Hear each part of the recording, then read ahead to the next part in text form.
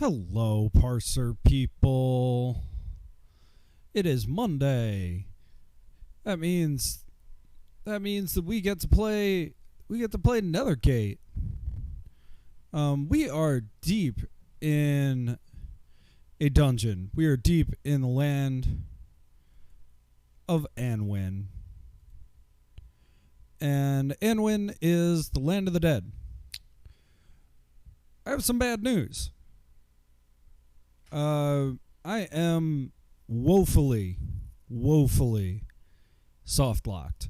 I did what I said I was going to do, and I did some testing.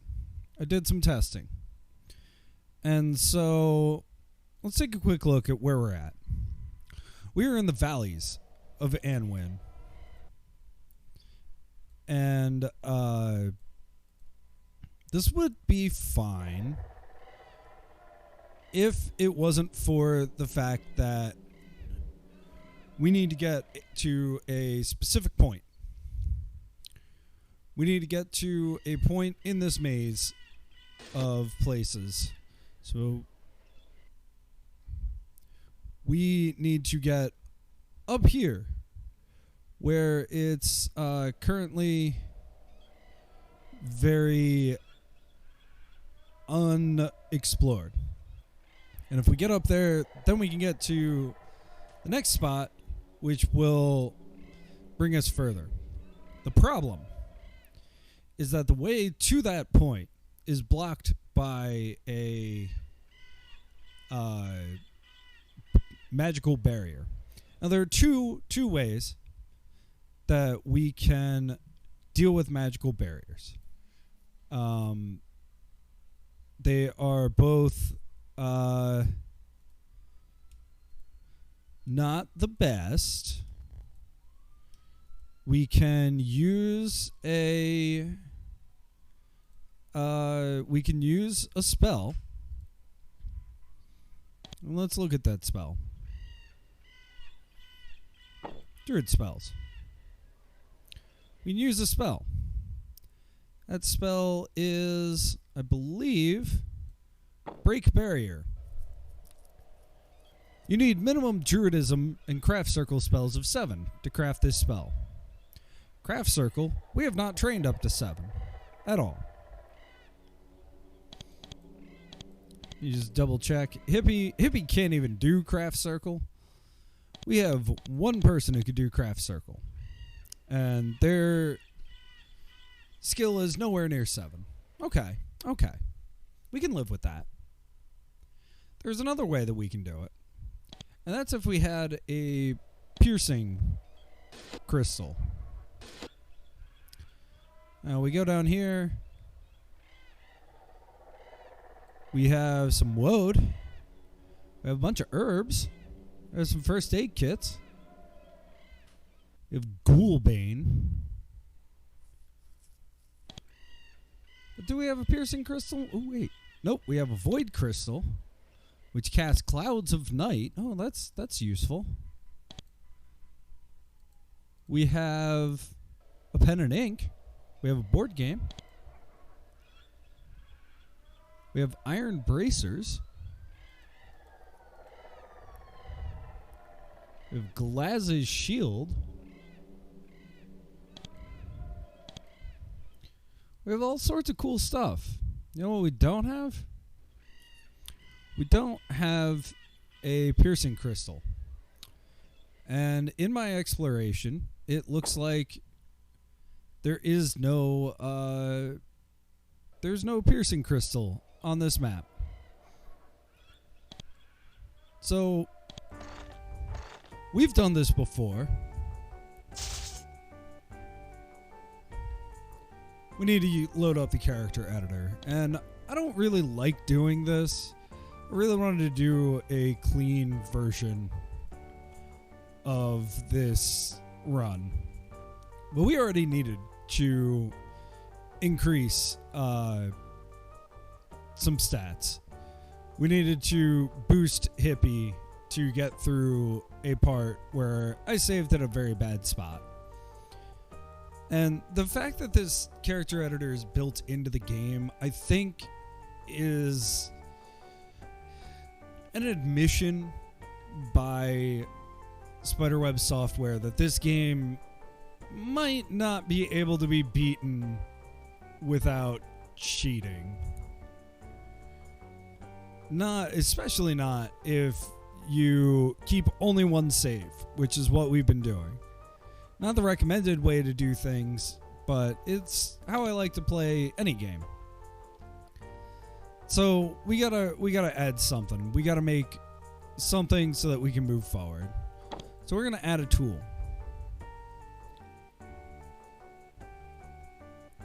And we're gonna add a piercing crystal. That's fine. We're gonna save changes.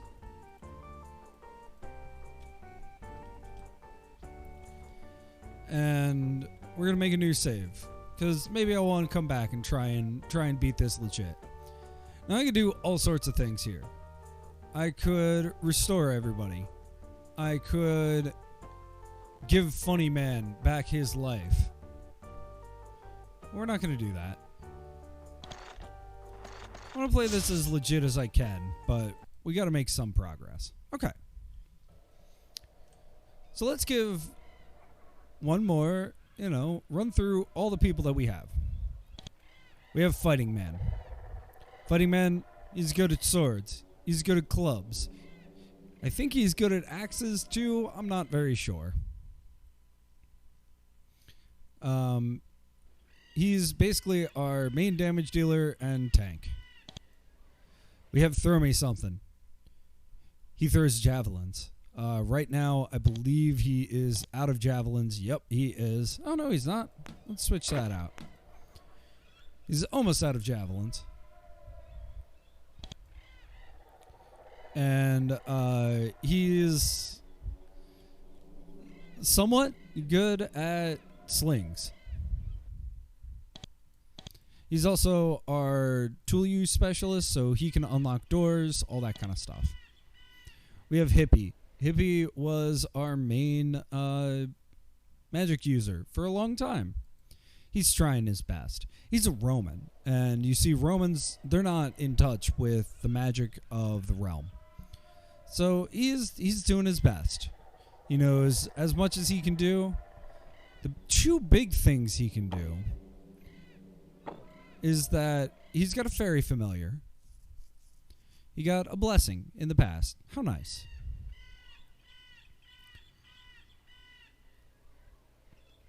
And he also is our first aid specialist. He is very good at healing. We have Rion. Rion was a Celtic warrior who we met in a bar, as you find all good warriors. And frankly, she is the most competent of all of us. She has the most health. She has the most spell energy. She's got the best magic. Which is great. And then we were carrying around the corpse of Funny Man, who is quite dead. And Funny Man is our spears specialist. So, okay. If we look, we see all the way at the bottom here, piercing crystal. This is an object. It weighs half a pound. It's worth 200 coins. It casts break barrier. Now, I hope I don't need any more of these. But now we can go. There's a shimmering blue portal here. You look through it and dimly see, through the mist, yet more rocky wasteland, seared by lightning. We go through it. And we're now on the Annwyn battlefield. You can see with this map, we have pretty much explored all of it. That's just great, isn't it? We need to get one place. We need to get, I believe, up to this corner. All these portals are a bit of a maze. So one of the major things, your hunger and the dark energies of Annwyn wear you down. Because we are living creatures in the land of the dead, it has spoiled all of our food. Just great. and it has when we run fully out of food, it will force us to lose energy, lose mana.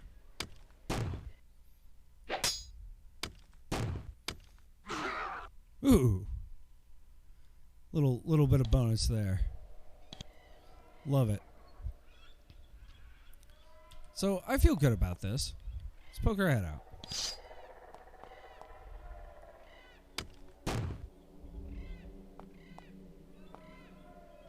Let's cast some spells while we got it.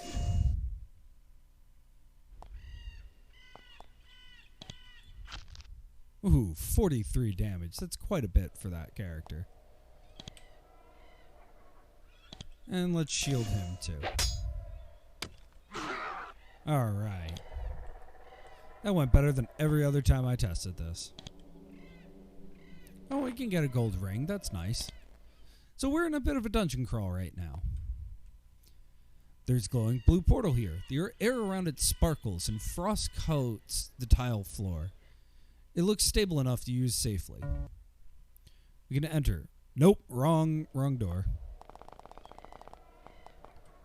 So like I said, this is a bit of a maze. It's been, I don't know. Still haven't quite figured out exactly how to get places. So maybe it's this one down here.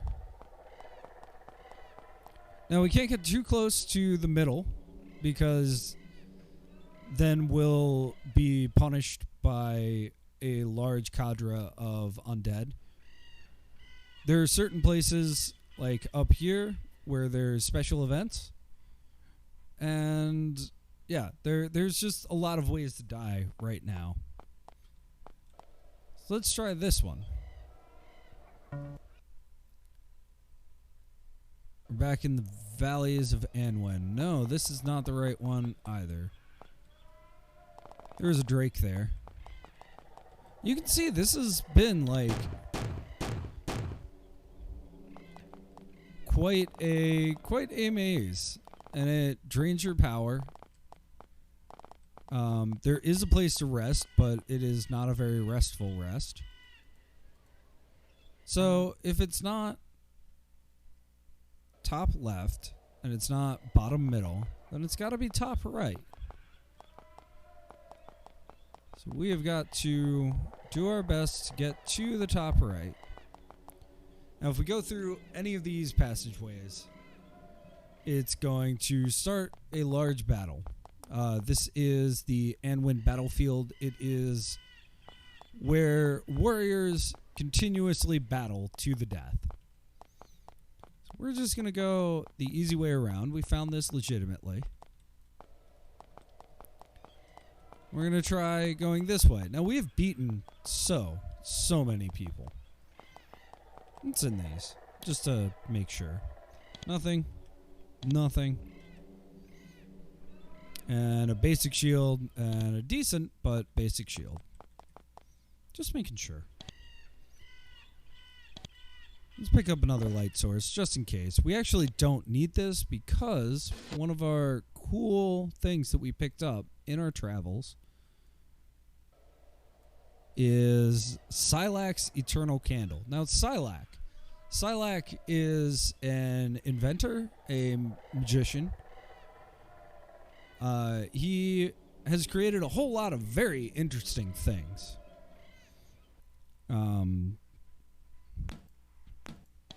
In fact,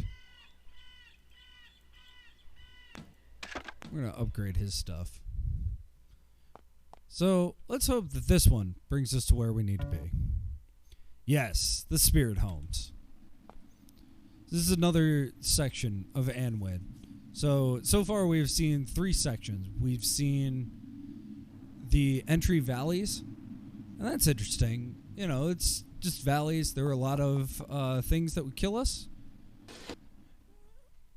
There was the battlefield, which is a large area.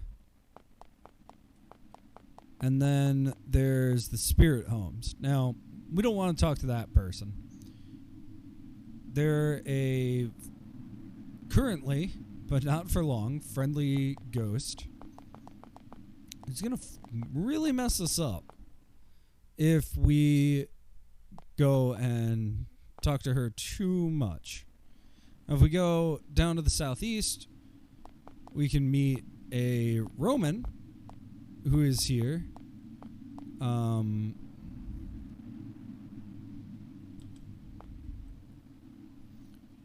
And he tells us that the way to move forward is in the valleys. However, the valleys are that maze. So it's everywhere that we have looked, we cannot move forward. How do we move forward? We go right here. We hit save just in case this is the wrong spot.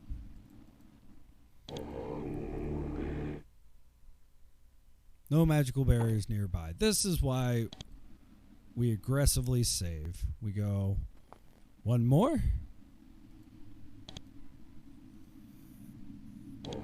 There we go. And now it's gone. But here's the rub. As we move towards that corner, you suddenly hear shouting to the east. Then you hear shouting to the south. Okay. And there are a ton of dudes. And we bounce. We cannot fight all of these people. We are weakened. We are down a party member. Carrying his corpse. Carrying his stuff. And with that death, I refuse to move forward. This is why we have many saves. At this point, the game is one, like, of attrition, of, look, you better have a save. That's fine. That's fine. That's fine. Yes, we have made it. Like the other sections of the underworld, this strange spectral village has several portals waiting to carry you away to new, unknown, hideously dangerous areas.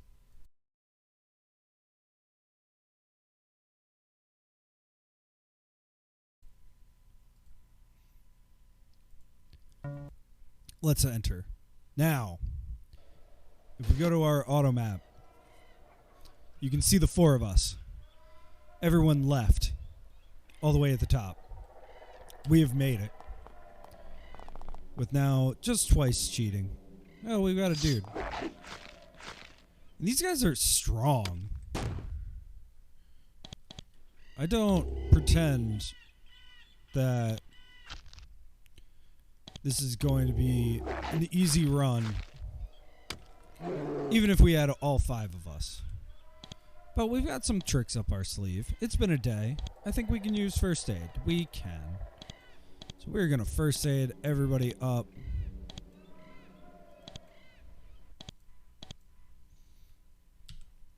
And save again. Now, what do we have going on here? So I saw this, and I am so unsure how I should handle this. I wonder if there is a way to... I can enter fighting mode.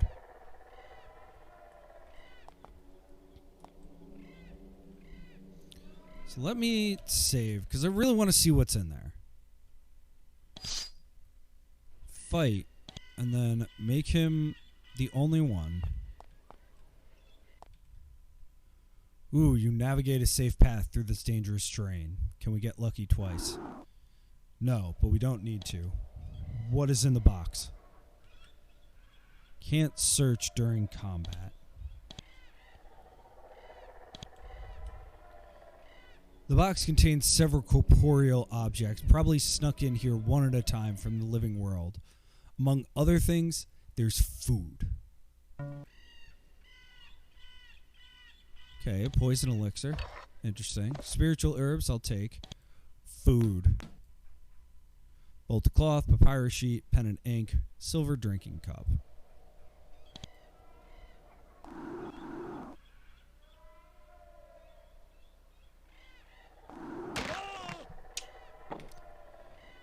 So, you know what? Little bit of save scumming, but there's no real way to get through this game, I think, without save scumming a little. There's no reason for us to do that. So we're back here. Several shades suddenly appear in front of you. These aren't the regular, insubstantial shadows. These are warriors, and solid enough to wound you. One of them begins to speak. Living meat. You are intruders. You must pay to pass. Tribute. You must pay tribute to warriors. 200 gold or never pass.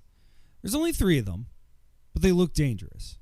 You could fight them, or just give them what they want.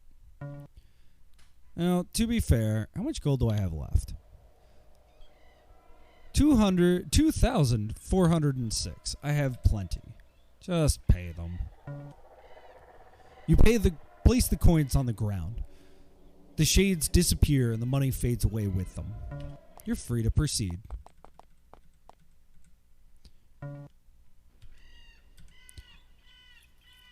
We have another portal. All the portals, it seems all the portals in every individual place have the same text. But let's go through it. We're in the halls of the dead. Y'all, it is a new place. Look at this completely empty map. I am stoked. Now, I'm a little concerned. I'm always concerned about our energy.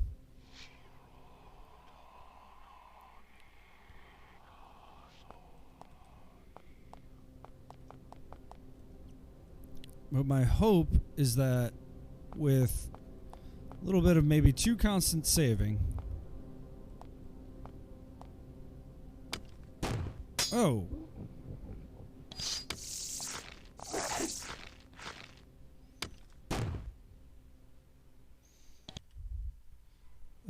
Lines of fire. I don't know which way to go with this, really. We could just miss. So, at this point, he's so good at fighting that occasionally he gets an extra action point to just kind of handle himself. No missile ready. Well, that was a fun time where we were able to do that.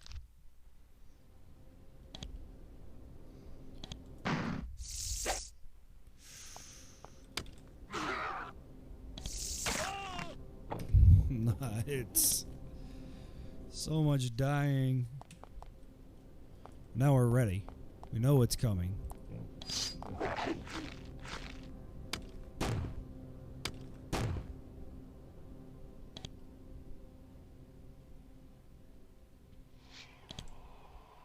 And in fact, let's hit him from afar.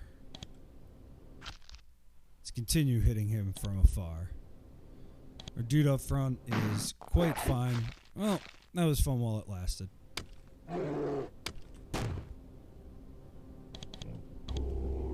Let's consistently heal.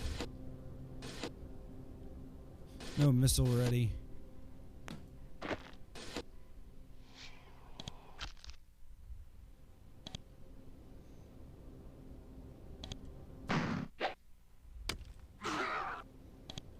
All right. Making progress.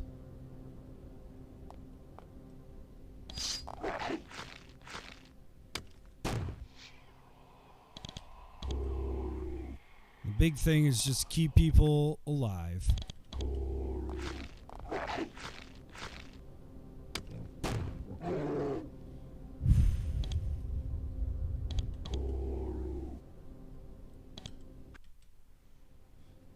Throw me something. You're killing me, Smalls.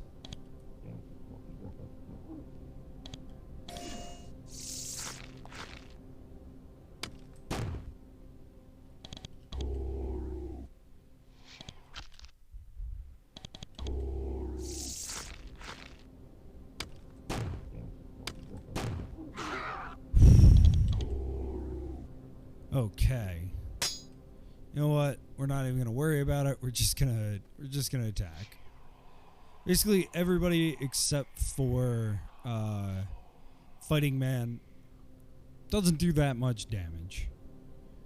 It's a bit unfortunate, but it's the way of the world.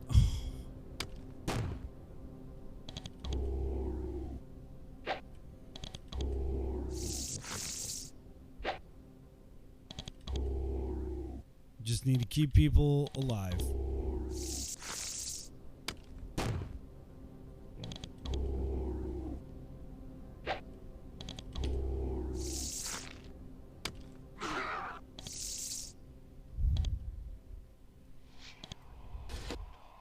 What kind of healing do we have left? We do have a healing draft. We also have Ambrosia. That gives divine protection. I forget exactly what that does. Maybe I can look it up in Druid spells. Nope. Okay.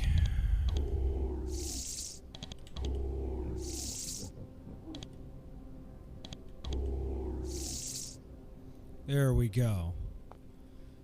We've waited that out. So there is, you know, oh man. Okay, so there's steps up that way. There's a portal there.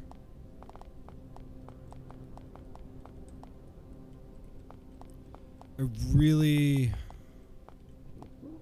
Alright, where do these steps lead?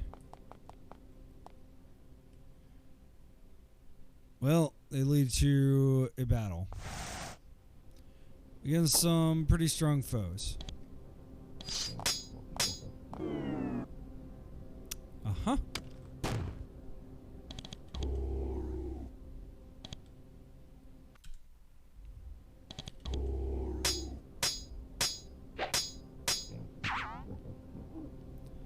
It's quite fine.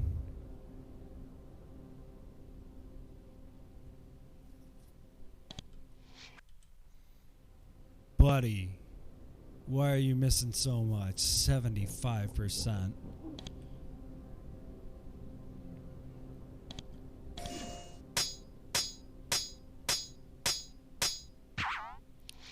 Oh my gosh, that was brutal again.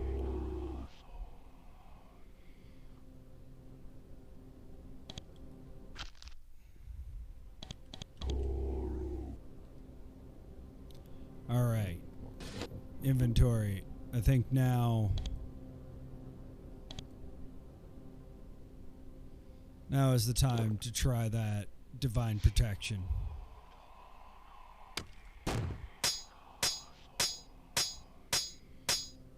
Oh, it does so much shielding. Oh, how wonderful.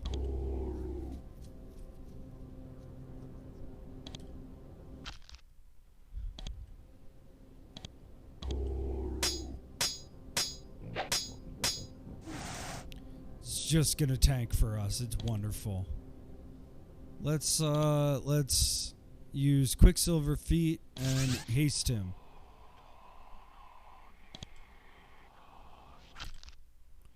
There's like bears, there's all kinds of stuff. This is just gonna be, again, a slow war of attrition. And like, this is easily the most like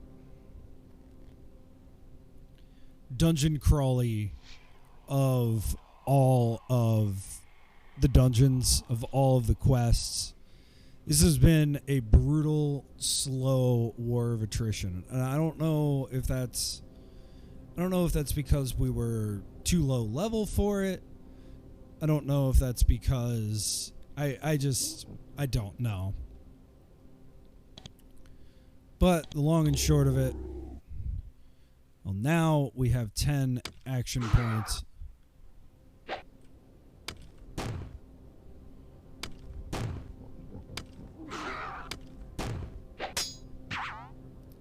Now things are turning around. It's not even injured. let's bless him while we're at it.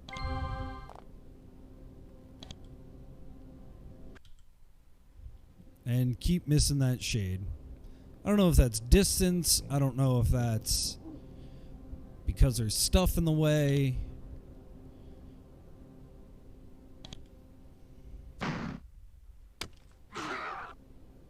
What? You can't be sure, but you think that this chamber is a hall of judgment. A golden throne looks down on a small platform in the center of the chamber. Several rows of stone chairs face the platform as well. Okay, good news. Hitting things seems to... yeah, just attack. That's fine.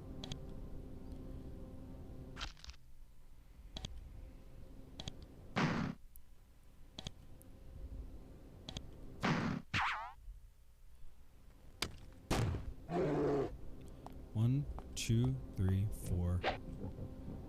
Oof. Doesn't even say what I tried to attack. That's mildly terrifying. Okay.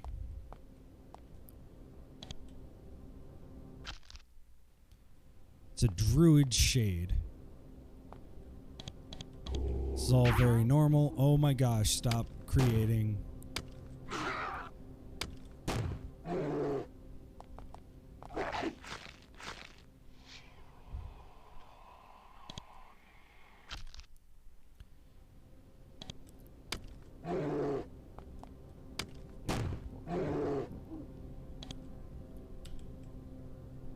All right. Got through a battle. Nobody died. Just have a bunch of torques, poor chainmail. Nothing particularly valuable.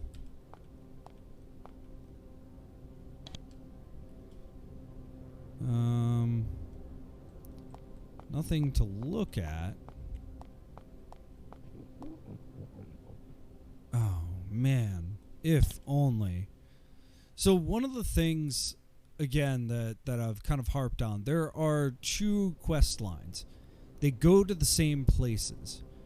I am relatively sure that by this point in the Druid quest line, we would be able to just dispel everything.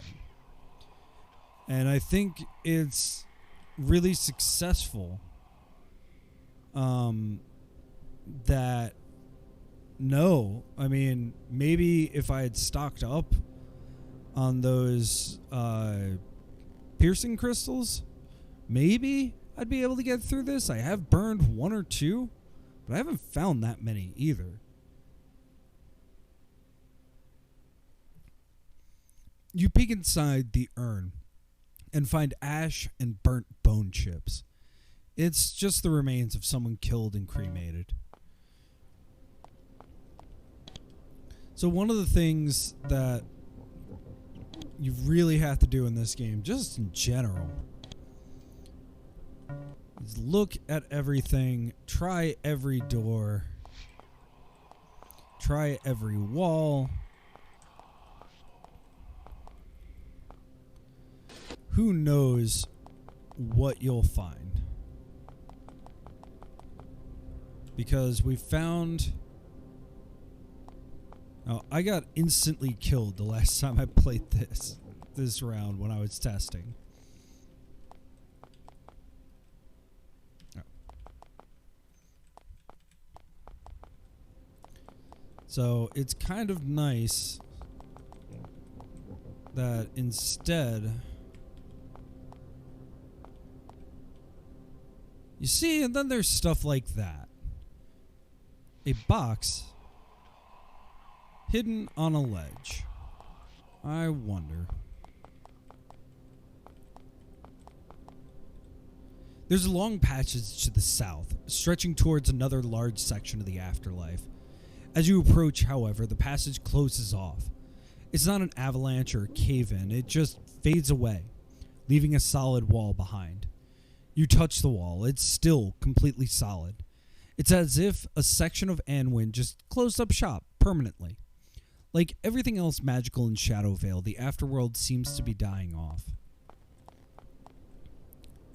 And this was a major point from last game when we talked to some of the more friendly spirits in the villages, that whoever is creating or controlling the Nethergate is doing something and transporting sections of Annwyn to somewhere else. And it's wild. It's definitely wild. To the north, you see a massive stone palace. The fortress protrudes from the cliff face, a 50-foot tall structure of solid blocks of stone. From inside, you can hear the distant sound of an enormous celebration. It's a multitude of singing, shouting, carousing souls, which seems like it's coming from miles away. It's an eerie phenomenon. As you explore, you can't help but notice, now that you think about it, how small the afterlife is. Even though Annwyn supposedly contains the souls of fallen savages from Britannia and elsewhere for countless years, it's not very impressive. The palace before you, which no doubt contains the cream of the afterlife aristocracy, would not be considered particularly impressive on the streets of Rome. Entering it, however, would likely be an extremely dangerous thing to do. Well, let's save. Let's see how dangerous.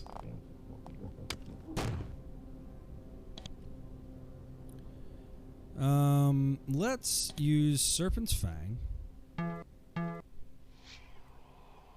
Oh, that creature isn't hostile. Well, who the hell else is hostile? No one. Okay, no. Then we'll give shielding. And so a lot of the magic that you can do as the Roman quest seems to be like battle focused, in the sense of boosting and buffing and healing your battlers, as opposed to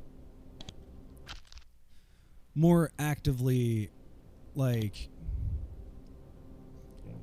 helping things, more actively dealing damage, more actively doing those sorts of things. Nice.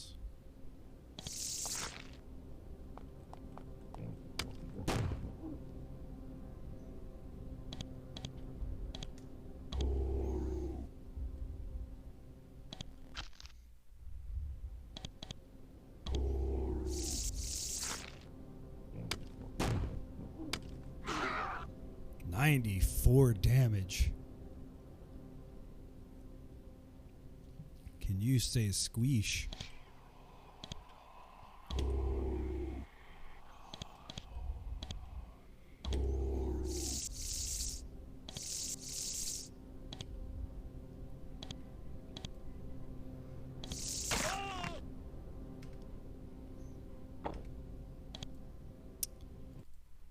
Well, let's try that battle one more time.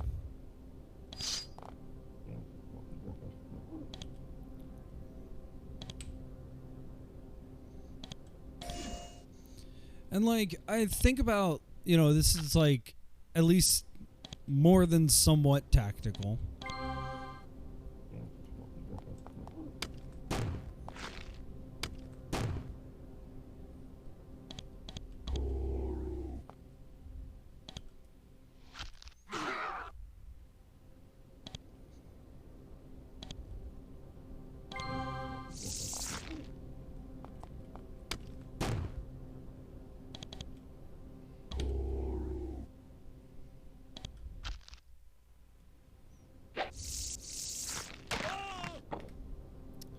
All right, one last try, because I feel like this is the way we need to go.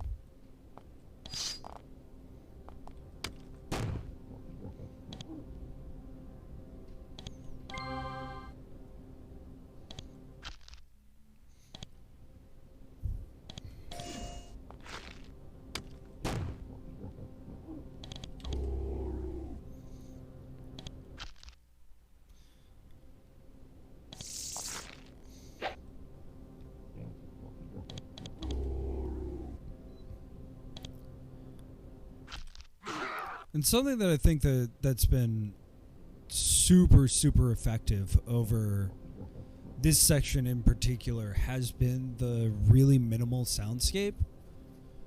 You know, instead of being something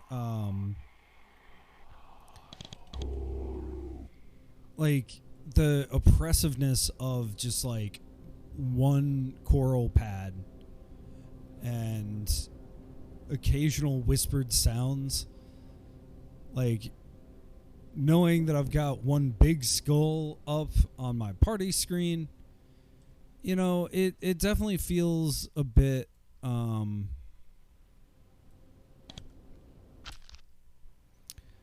lonesome, I have to say.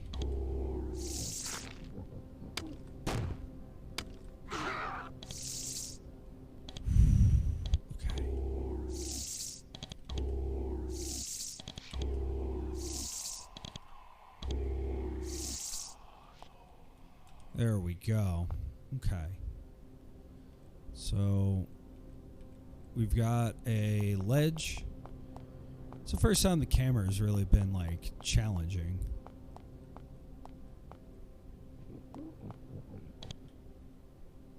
Alright. Well, these guys are friendly. You stand at the entrance to the massive fortress of the land of the dead and look inside. To the north, at the far end of the entry hall, is a feasting chamber of awe-inspiring size, even compared to the carousing halls of Castle Eighthdock. In the feast hall, you can faintly make out the spirits of countless warriors, Brigantes and Gauls, Itseni and others unfamiliar to you.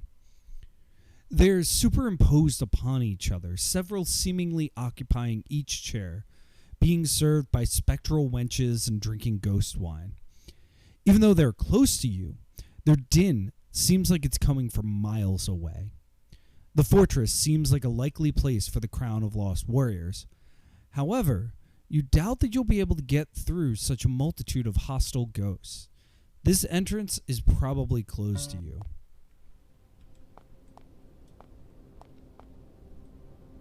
Nope, not trying to jump.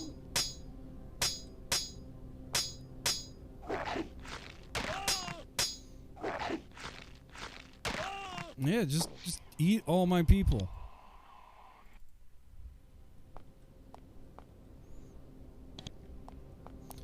Run, run, run. Run, run, run. See if maybe there's an entrance this way? Okay. Well, we have successfully run. Ooh. Hit the wrong button, and that was actually the right button. I will take that all day.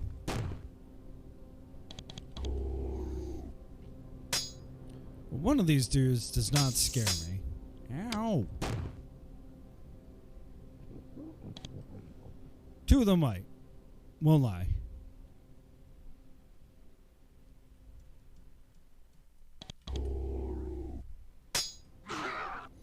Ooh, good kill, buddy. Mistletoe. Excellent. Since we're just chilling, let's see if we can't make a energy draft. We cannot. We can make a healing potion. How many can we make?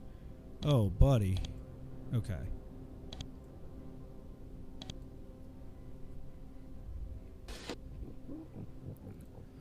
Cool, cool, cool. You get both of those.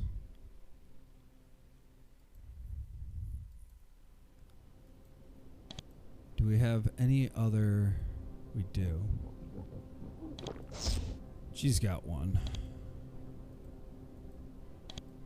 Just checking. No other ones. Okay. So I'm going to give this to him. Just because magic users and magic users.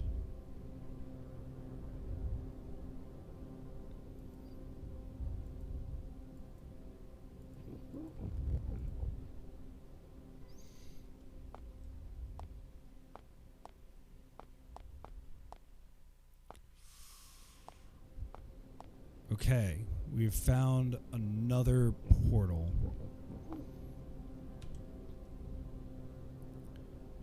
You find another of the bright, swirling, inexplicable portals, which you can use to travel from one section of Annwyn to another.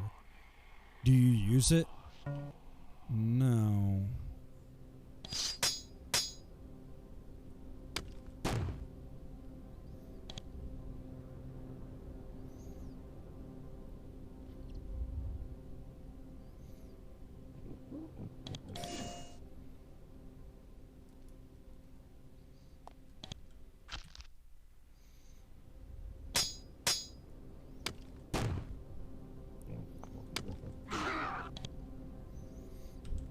Stab that dude.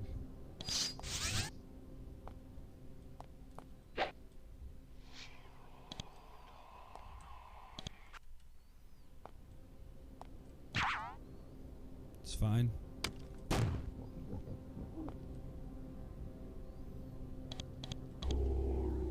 Just keep healing.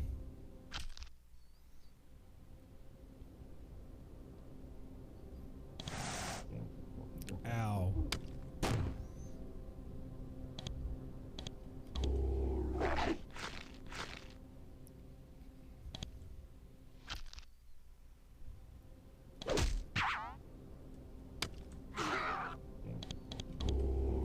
All right. Now we're in good shape yet again.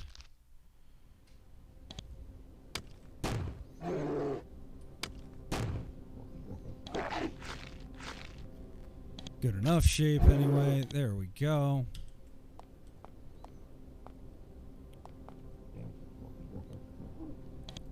And let's do some first aid. Heal everybody back up.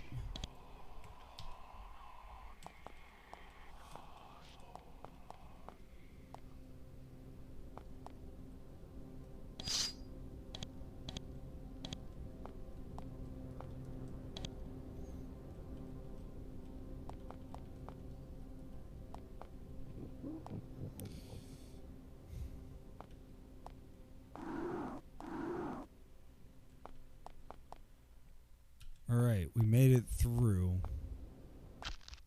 Oh gosh. Oh man. Why are they? How?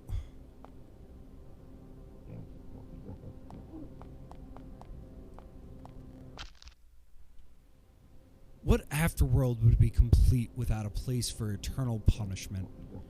For Annwyn, this is it.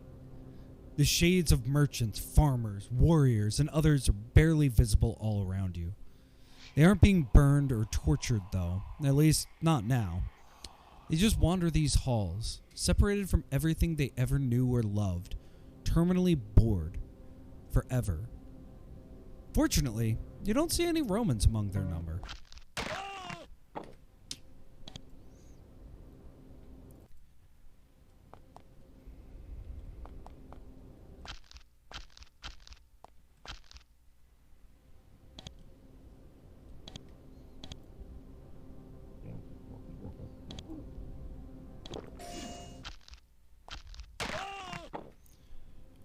Well, why did they...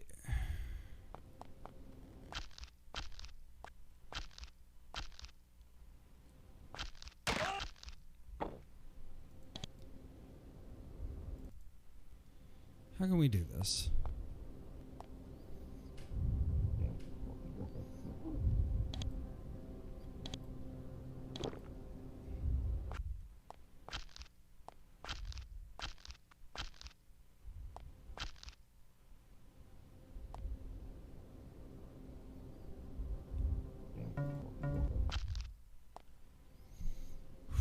I don't know how we're gonna get out of there, but...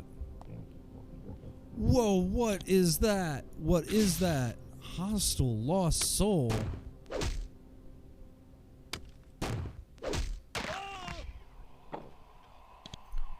What is that? I want it.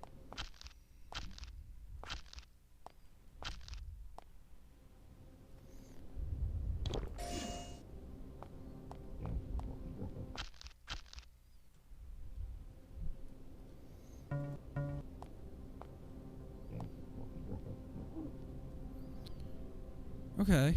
That sucked. That's okay. We've dealt with worse. Let's heal. Let's also give that wand over to him, because 100.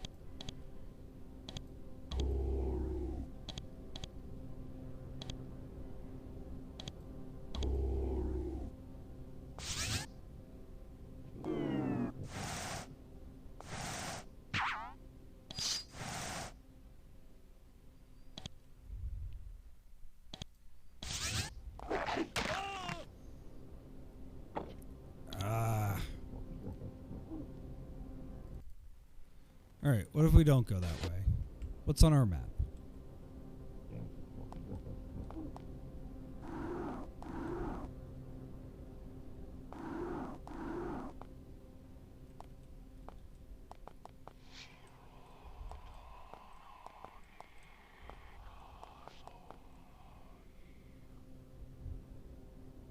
Maybe we can go down?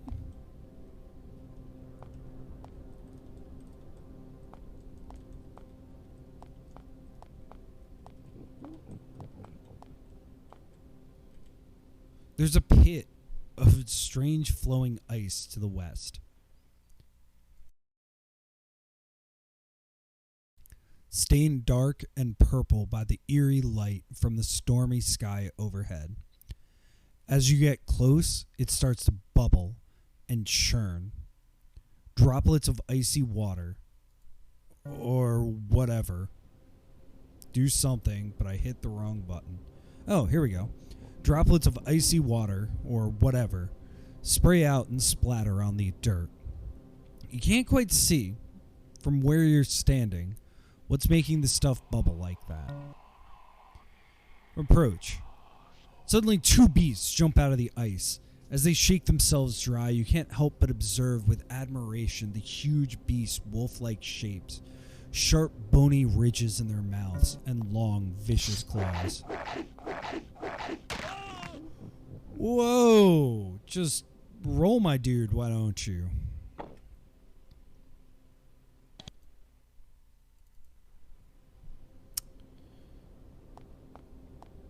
Okay. Well.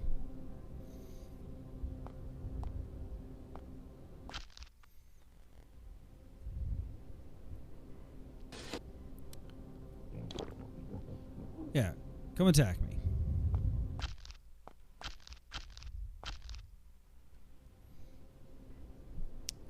Let's do a quick healy poo.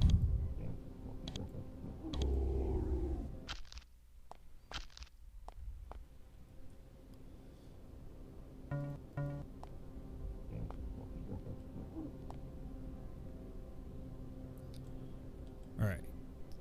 So I do think this is where we need to be. Let's heal.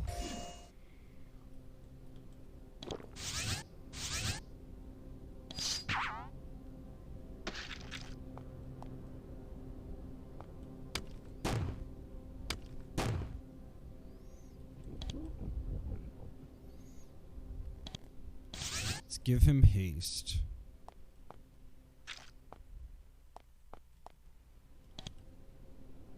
Let's shield him.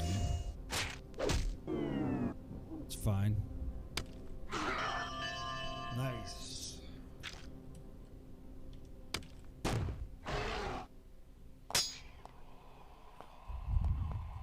Okay. Big heal him.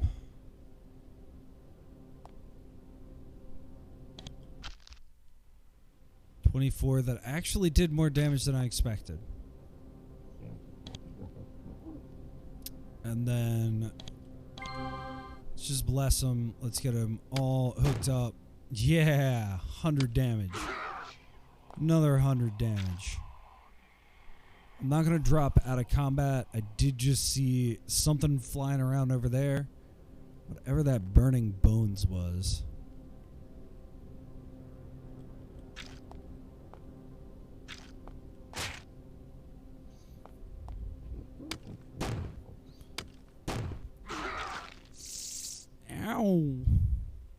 Ouchies, it's got acid. You know who needs to heal? She does.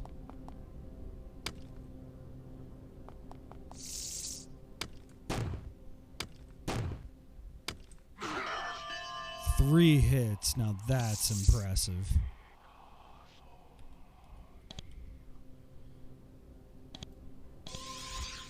That does not take care of acid. Good to know.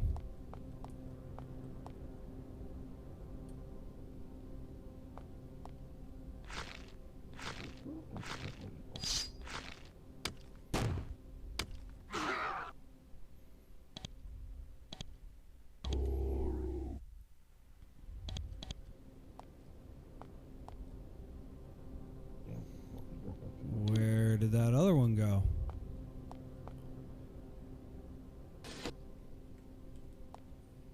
Oh. Okay.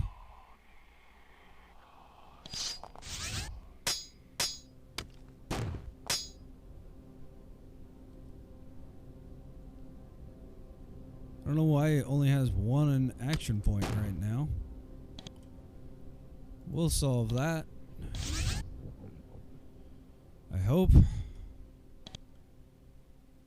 No target. Oh, because he's through the door.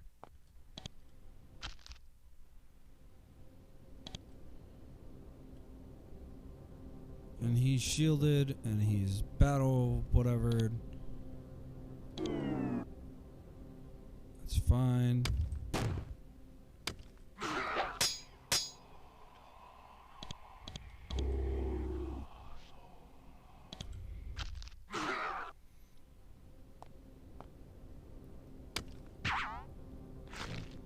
It's fine.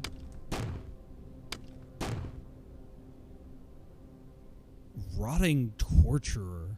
That's a monster name.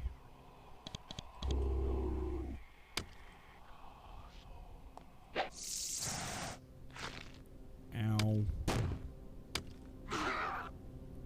That thing took a lot of damage.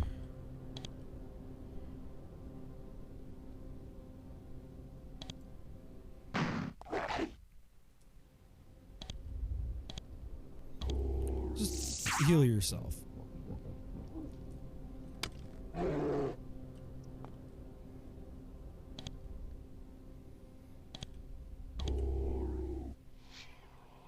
Big heal. Oh, wait, what is that? Blessed plate mail. Well.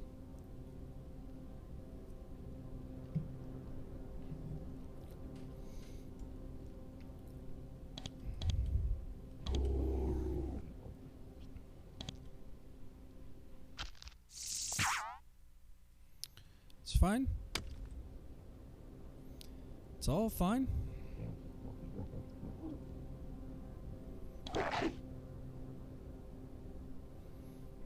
You know what? We haven't used one of these in a while. Wait, didn't we give Hippie something cool? Was that last? That might have been last run. Oh, right. That's a... Okay.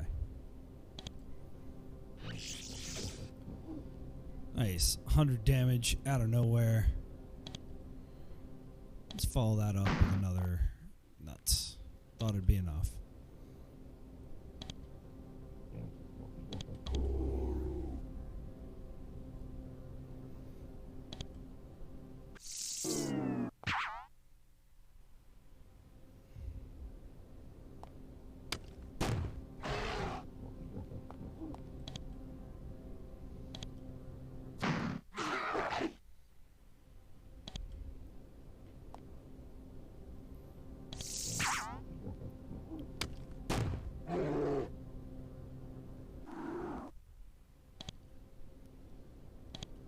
Let's just fully heal him.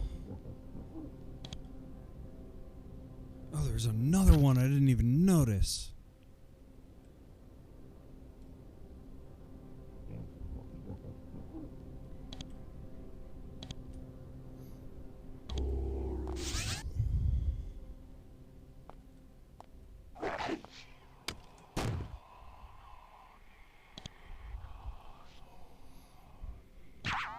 call aid.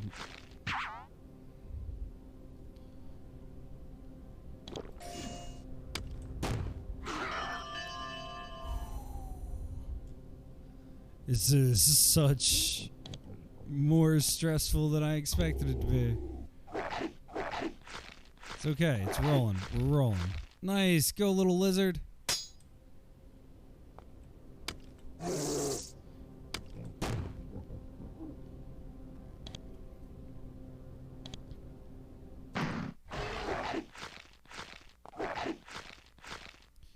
Go, little lizard. Nice. Oh, let's get some stuff. Blessed plate mail. Good sir.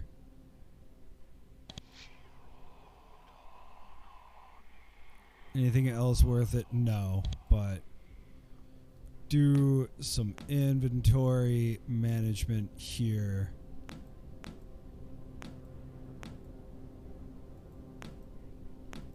To make it, no, I don't even need that. No, and poor plate mail. Who needs poor plate mail when we have blessed plate mail? 48%. Bit of an attack penalty for sure. 48% of damage blocked. A little bit less for everything else. That's fine. Yeah, nothing useful. Let's look at these bodies. Some money. Apples. Real apples.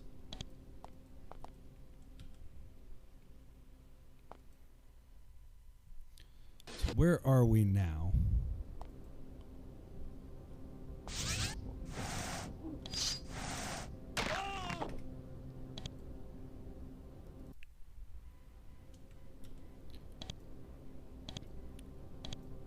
Buddy, first aid.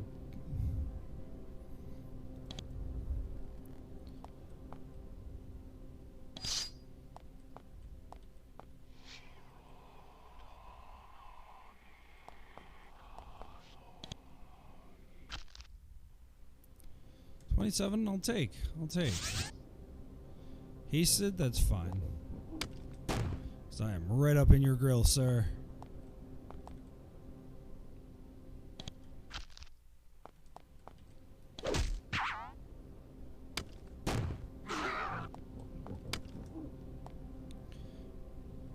Maybe putting her in front of the Baron, not the wisest call. Okay. So we have figured all of that out. We are back around here.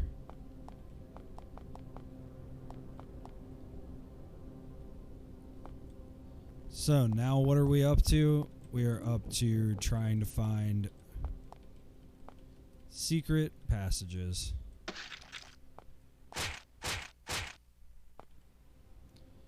That is what we do in this game.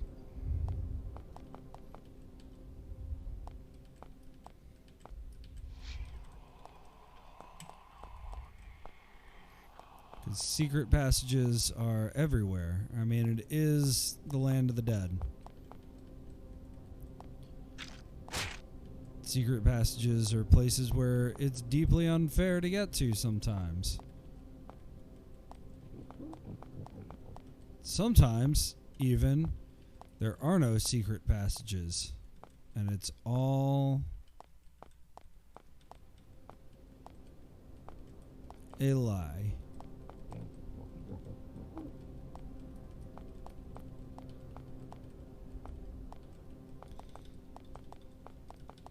Nice. Okay. So it looks like we have to go back through this gauntlet.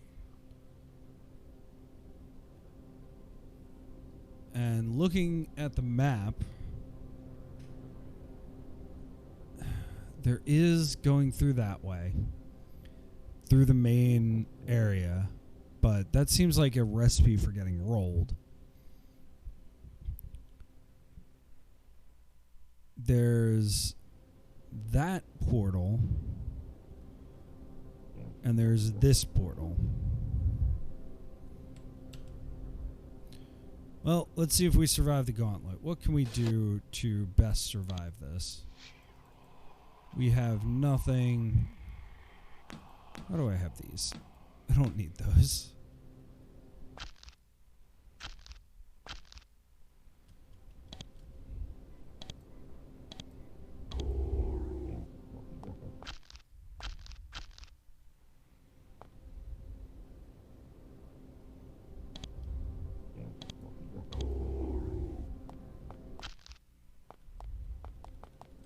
Okay.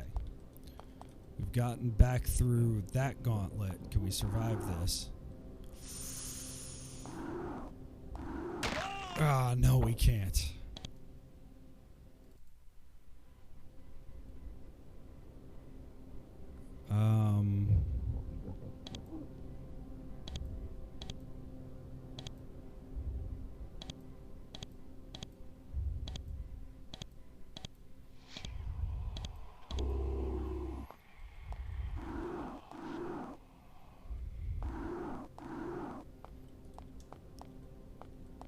This is such a brutal dungeon crawl. I'm not gonna lie, I am a little irritated that you can completely soft lock yourself. That is like my least favorite thing in games, is getting soft locked. Okay, let's save, let's go through this portal. Oh, it just drops us in the middle of the battlefield. Well, let's do some searching.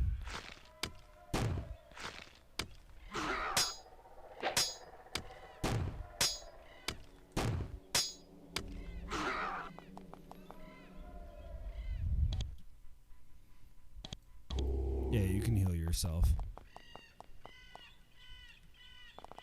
Let's do some completionism.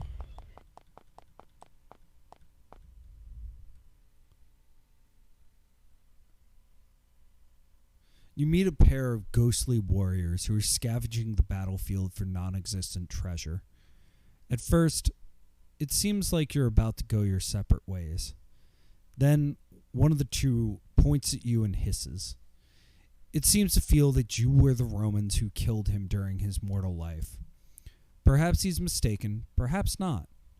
Either way, he's more than ready to settle the score now. His friend, of course, helps.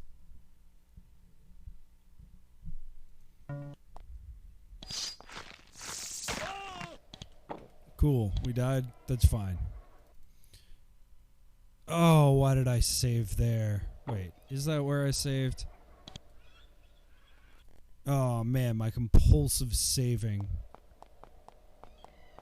Not the first time in this section that it has put me in a bad spot. Okay, cool. We can do this. We can do this. Enter.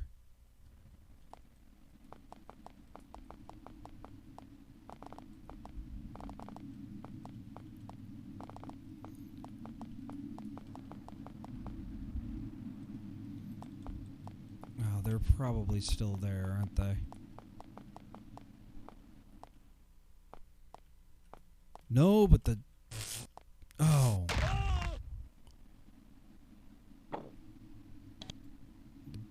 Barrier isn't. Okay.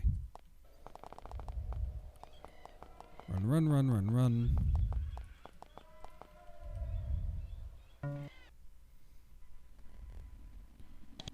Okay.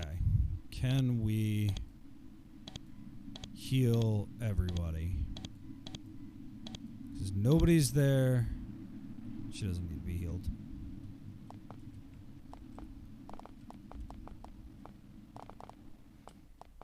Okay, so it's not that portal. What about the other portal?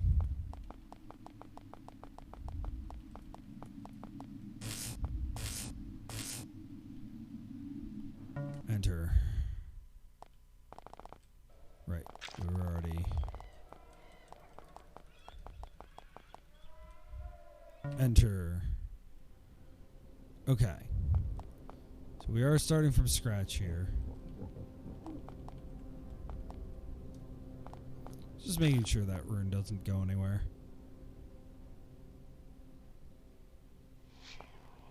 What about this portal? Bye. I don't care. Bye. No interest. Bye. Okay. And we're back. We're back there. Okay.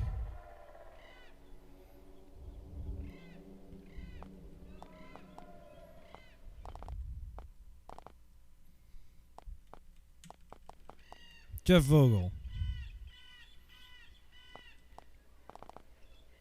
Might I suggest that this was perhaps too difficult a dungeon?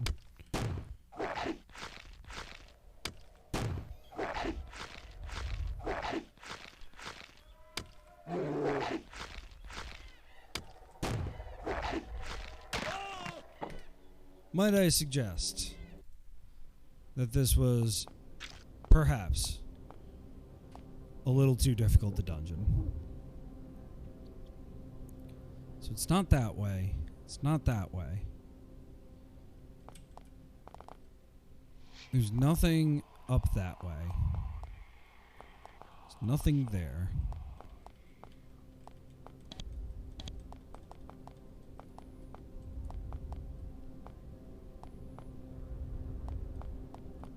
The only thing I can think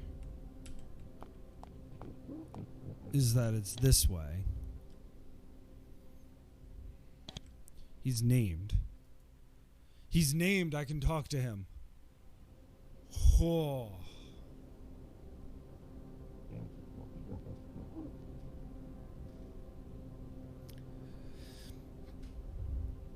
The main entrance to the hall is watched by a single spectral warrior. He looks extremely annoyed to see Romans here. His bones rattle in agitation. I was Reese in life. Now I watch the palace door. Stay out, Roman, or your death will be horrible and instant. And Belinus will see to it that you join us here evermore. Well, hey, buddy, what's your job? I am the watcher of the palace door. You notice that he's keeping his hand close to his sword. Well, why does the palace door need watching? You were fools to come here. The accumulated might of centuries lies beyond. The cream of our people feasts nearby, yearning only to fight and fight again. Buddy, why do you yearn to fight so much? We may never leave Annwyn. We must stay ever here. But here we are the power. And to the palace, and all of them will take their vengeance upon you. And Belinus will not raise a hand to stop them. Vengeance for what?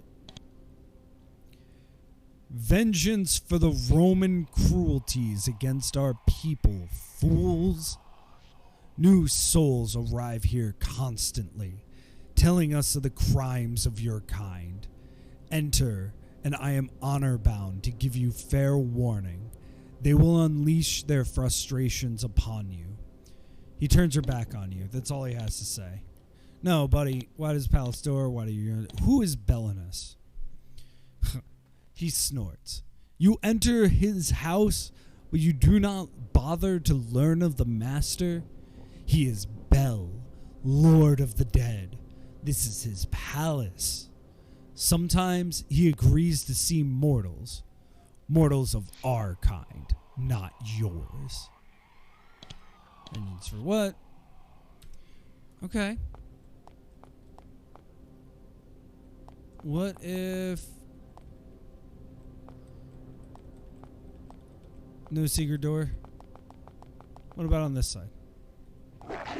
Hey, buddy. Buddy.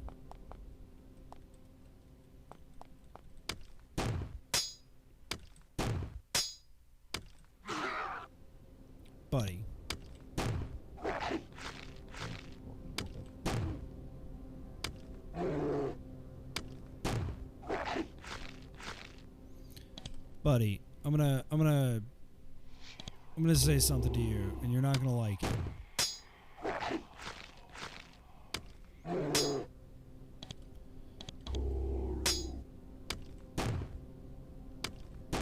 Buddy, I've gotten really, really good at fighting.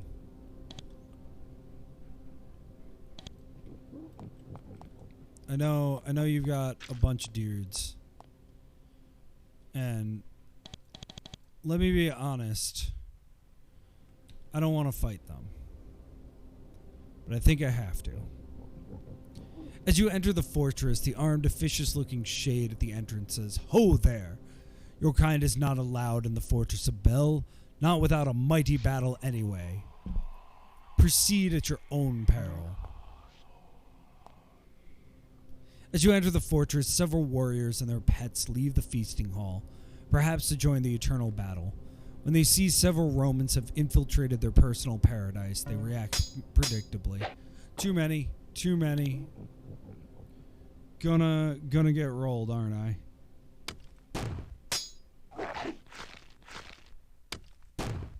Yeah, gonna get rolled.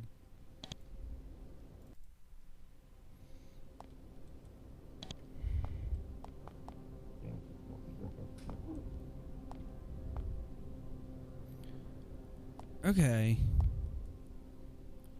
So I've explored everywhere that I think I need to. I'm gonna be lame again and look at this.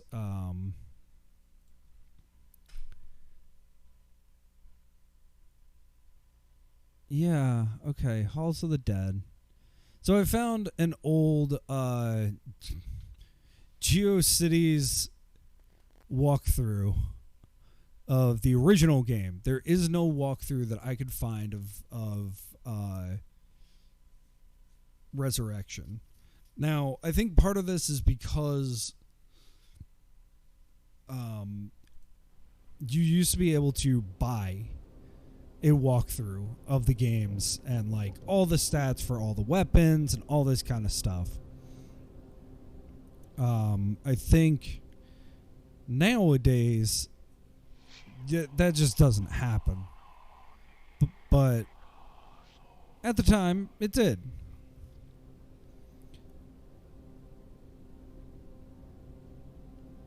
So, okay, Halls of the Dead. This is the first time that I've been here. Northeast is the Halls of the Hunt. That's where we were. Go there if you desire. Step on the platform, summoning several wolves. Head to the south. That's a great hall. Don't try to enter it, although you can step out at the beginning and summon up some tough warriors. Search the south wall for a secret passage. Oh, okay.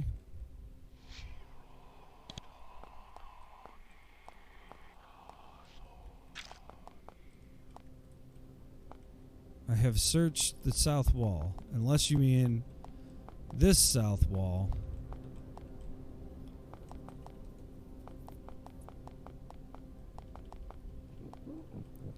Which you don't, unless you mean this south wall.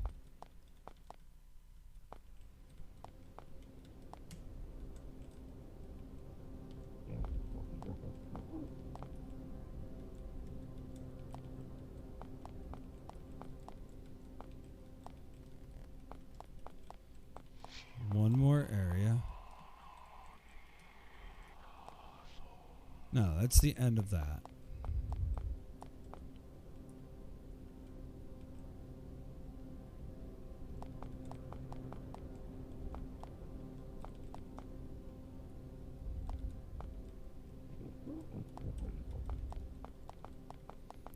Unless you mean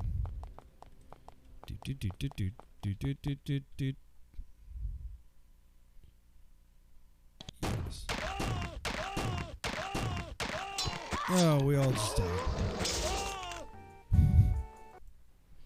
Okay. Unless you mean this way. Okay. And there's another...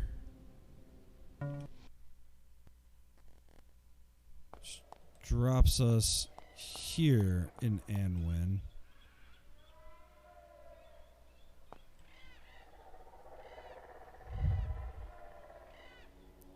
Which, if I recall,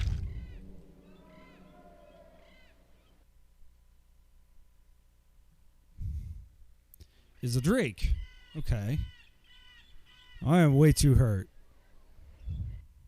A sharp warning hiss stops you before you can proceed. You're about to enter the lair of a huge, fire-breathing lizard, 30 feet long from head to tail. It's like the elephants from the days of the war with Carthage, except, of course, the elephants couldn't cast magical spells and breathe fire hot enough to melt iron. The creature looks resigned. Well, here you are. I have foreseen this day for many long years. Annwyn is fading, and the spirits are leaving for the place beyond. Is this now my time to join them? You wish for a moment that you had a hint of what it was talking about. Well, quit gawking. Will you fight me or not? What if we say no? You back away. The drake spits on the ground in disgust. The spittle hisses and steams. Yeah, buddy, do you see how beat up I am?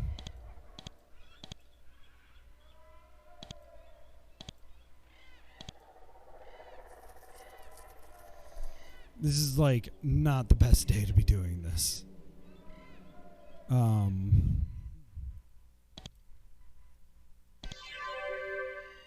What if I call a spirit?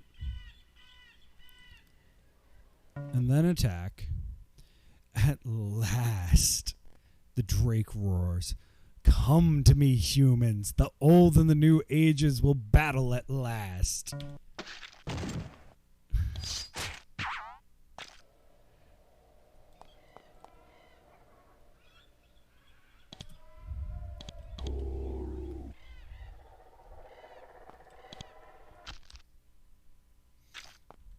$20 whole damage. Okay. Hippie, my dude. If there's ever a time to just keep calling things, now it is.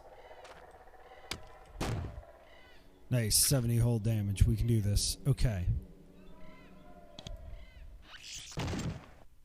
Nicely done.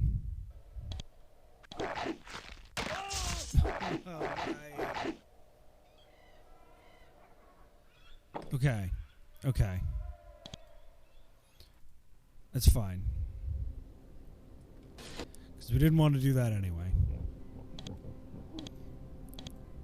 We did want to heal her.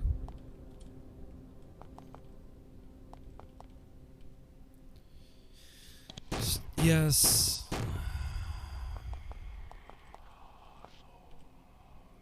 No, don't.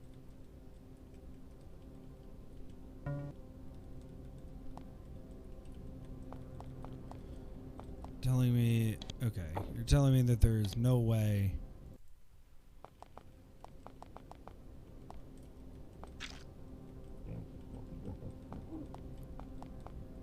Okay.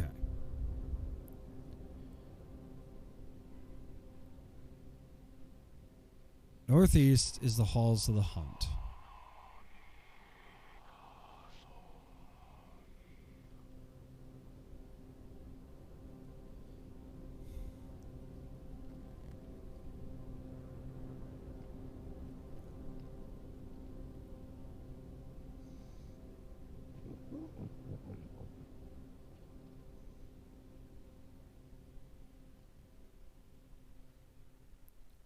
Talk with Donovan, and he gives you a quest to destroy his skull in the Hall of the Hunt.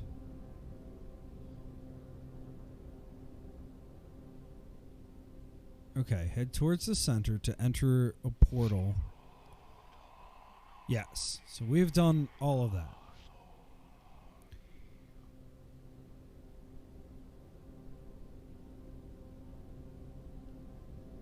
Go to the northeast or the northwest and search for secret passages.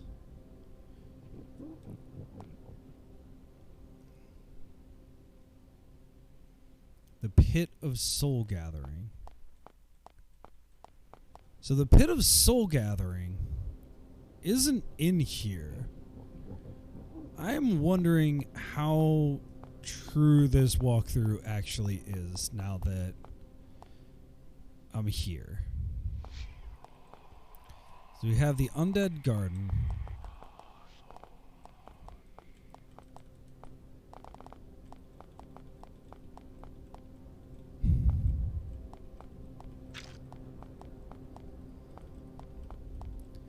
We have tried every single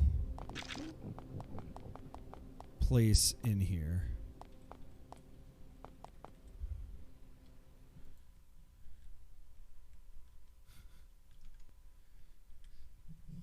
Don't mind me. I'm just looking up some more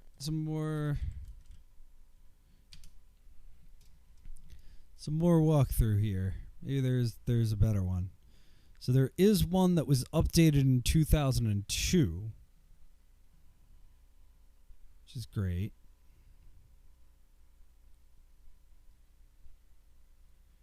The Celt walkthrough, that's great.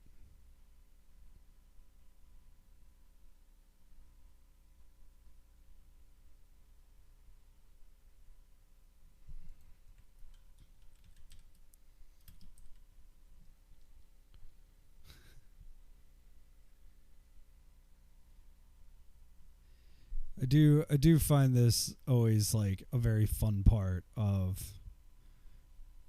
any sort of like, yeah, all right. What about VI? The index. So this does not have a Roman walkthrough.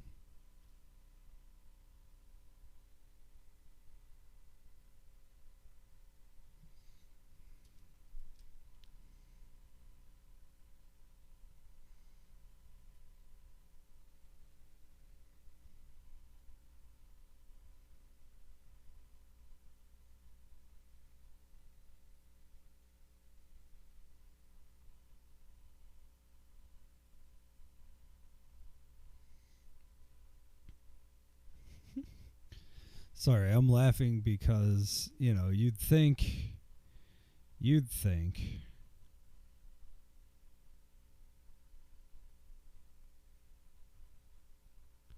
that maybe this wouldn't be like, this is an old game. It's a game for like pretty aggressively nerdy.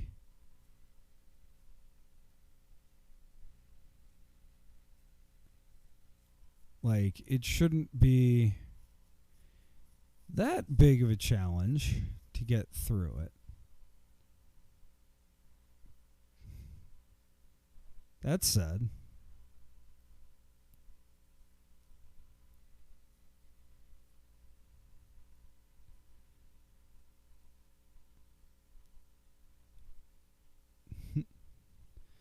I think I'm just curious. And it's also curious how these are always laid out. Okay.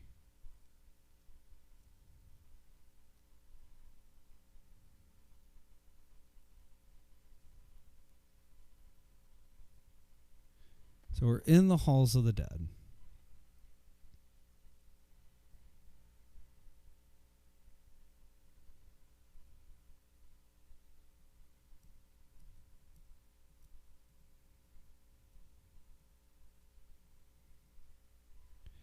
Yeah, okay. So it's literally the same guide. So it says go to the northeast or the northwest and start looking for ways out. Well, alright.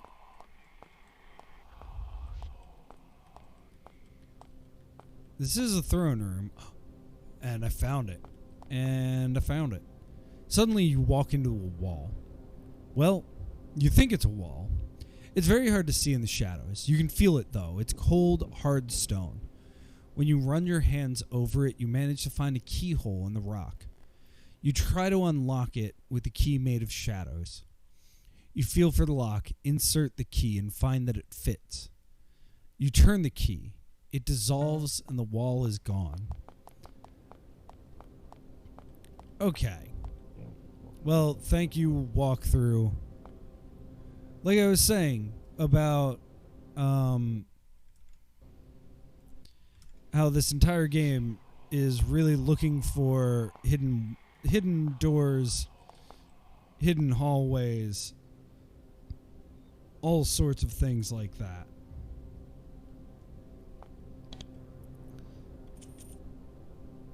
Oh ho ho. Potions. Cool clothes. Try to disarm the trap. We got that knowledge brew. Hedgehog charm. And what are these? Robes of the Archdruid. All sorts of loot. Thank everything. All right, let's take a look at what this stuff does. Robes of the Archdruid. +3 to intelligence. +3 to crystal wand. +5% to resistance magical effects. I tell you what. You know who could really use this? Rion. You now have 9 intelligence. You now have 3 druidism. A knowledge brew +3 skill points when used. I would save that for Funny Man. But unfortunately Funny Man is too dumb to be able to drink potions.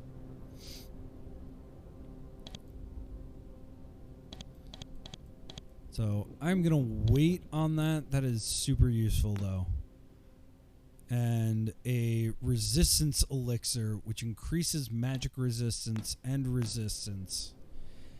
cures enfeeblement.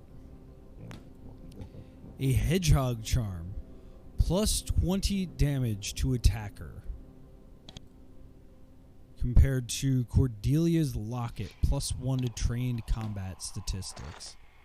So I'm gonna give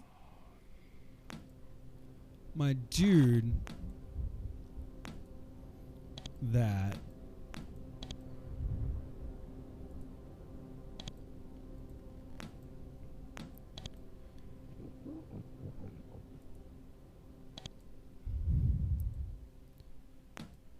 Yeah. All right. What else did we get? We got good boots. We got Drake skin boots. He can wear those. Oh, we already had those. He can wear those.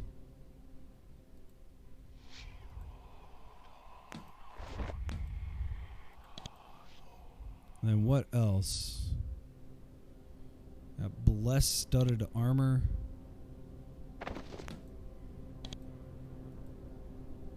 Oh wait, that's for my dude. So. Well, it's not like he's using it right now.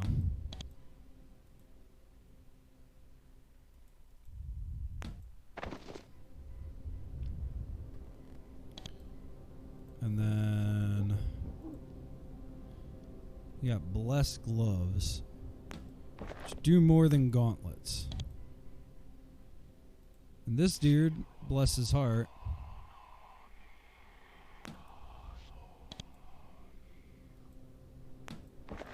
has not done anything. But gloves of the Fae, herbcraft.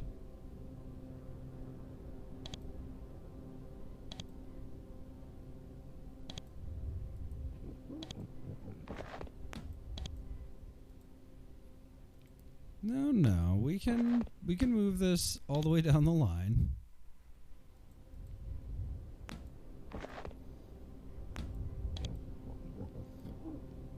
Because while they don't protect against damage,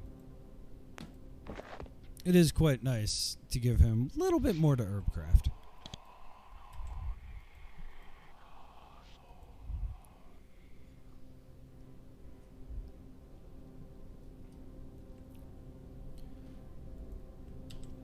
Okay. So where are we? You step into this large chamber, and a rude, icy wind hits you, easily cutting through your clothes and armor and stinging your skin.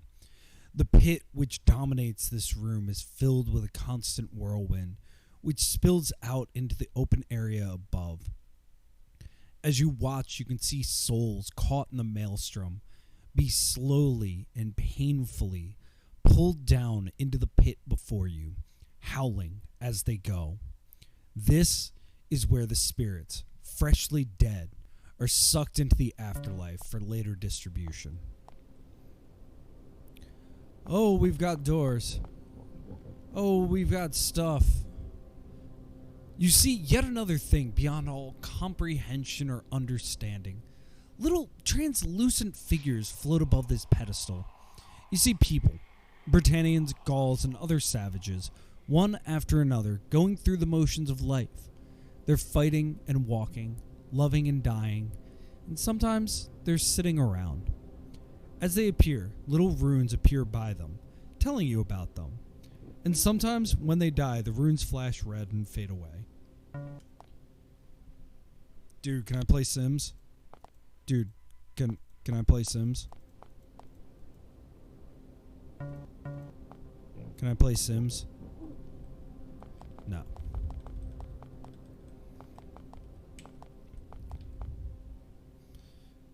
Oh, there's some bears.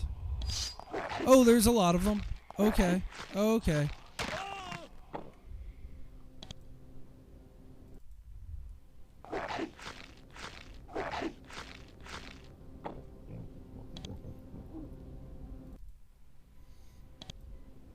Well, I didn't think I was gonna need to immediately. Yeah, no.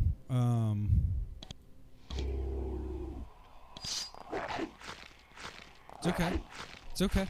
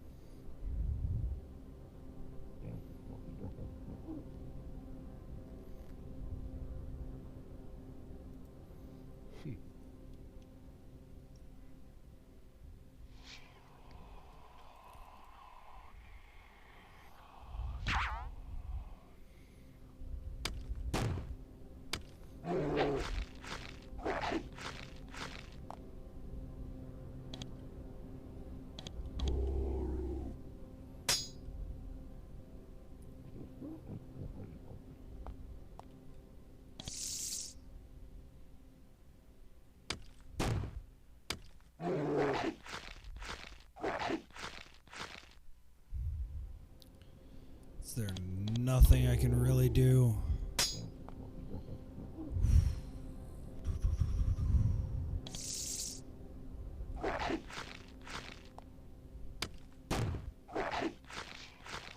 No. Okay.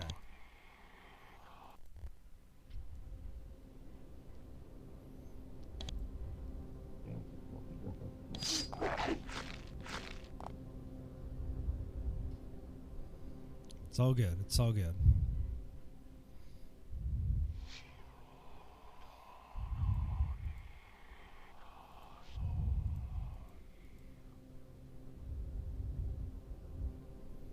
Why don't we wait?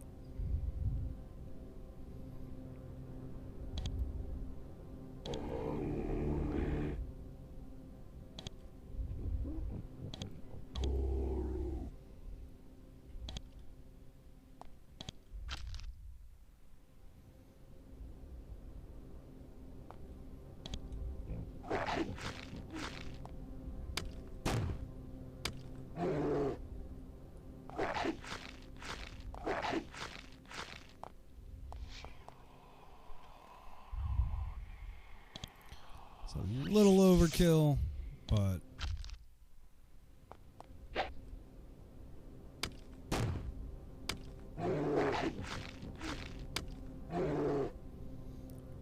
whew.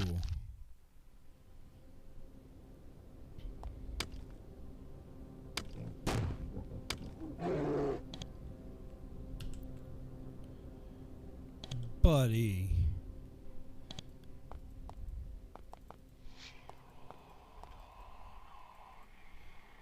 What's in the box? Innards. I don't know what it's for. Oh, one of them was weird meat. Even better. He likes to hide hidden passageways in here, although it doesn't look like that's the case this time.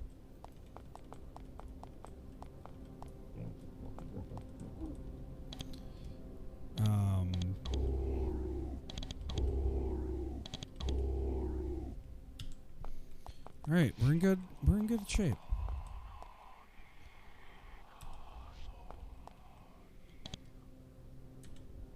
You open the box. The gods must be on your side. Inside, you see a crown. It's not an impressive thing. It's wrought iron, bent, scarred with heat, heavy and awkward looking. It doesn't radiate power. It doesn't have runes. It doesn't look like it would fetch 3 coins in any self-respecting bazaar. However, you are sure, without a doubt, that this is indeed the fabled crown of the Lost Warriors. This is what you came for, but do you dare seize it? Take it. As you lift the crown, the spirits of several sprites appear, flying around you. They examine you carefully, wondering what you're doing. Fortunately, you've learned enough fairy lore to know what sprites are not by nature bold creatures. You wave your hands and shout, frightening them. One by one, they fade away. The crown is yours. As you walk out of the room with your prize, you notice that the sounds of the south have stopped. It sounds like some sort of meeting is taking place, and some of the people speaking are humans. Living humans. Perhaps it's time you depart. This portal is very different from the others you've found in Annwyn. It's larger, and the air around it is colder, and when you get close, it suddenly turns black. Pure, unholy black. Darker than the darkest night, darker than a sealed room. As you stare into it, you start to feel peaceful. A voice in your head whispers that the portal is the answer to all of your problems. Enter, and the quest that faces you will be resolved. Well, let's enter.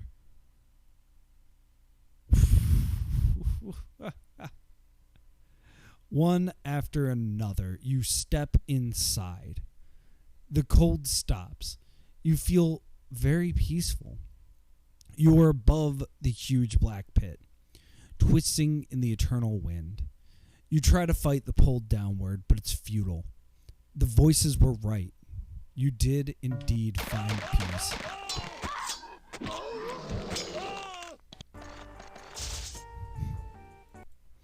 Very good. Very good. Do we have the... No, we don't. Okay, great. Let's poke around. To the south, you can hear a Roman's worst nightmare. Many savages, some long dead, some recently killed, and many of those by your people, singing, celebrating, drinking, and preparing for battle. Perhaps continuing in this direction would be unwise. You step around the corner and come face to face with Bel, mighty lord of the underworld. He is very displeased to find intruders in his inner sanctum, and he expresses his displeasure in no uncertain terms. I do love this. Okay. Let's see what happened. Oh, okay.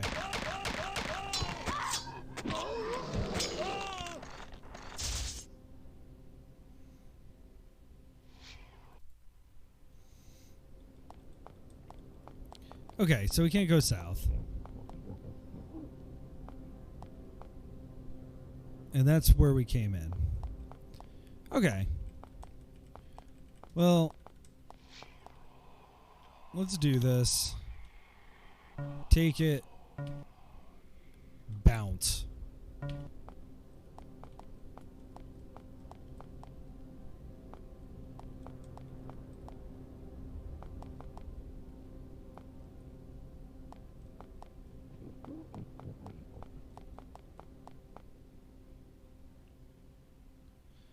Oh, jeez. I missed just one. But no, we're not going to go that way because they're mad. Run, run, run, run, run. Run, run, run.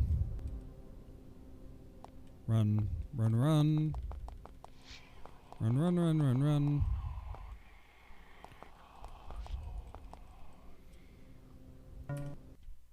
Yes, the valleys. Excellent.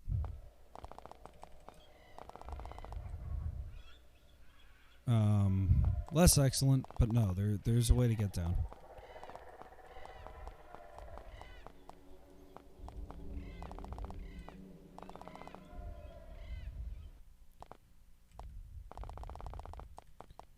Run, run, run, run, run. We have to get back. My dude, he's dead.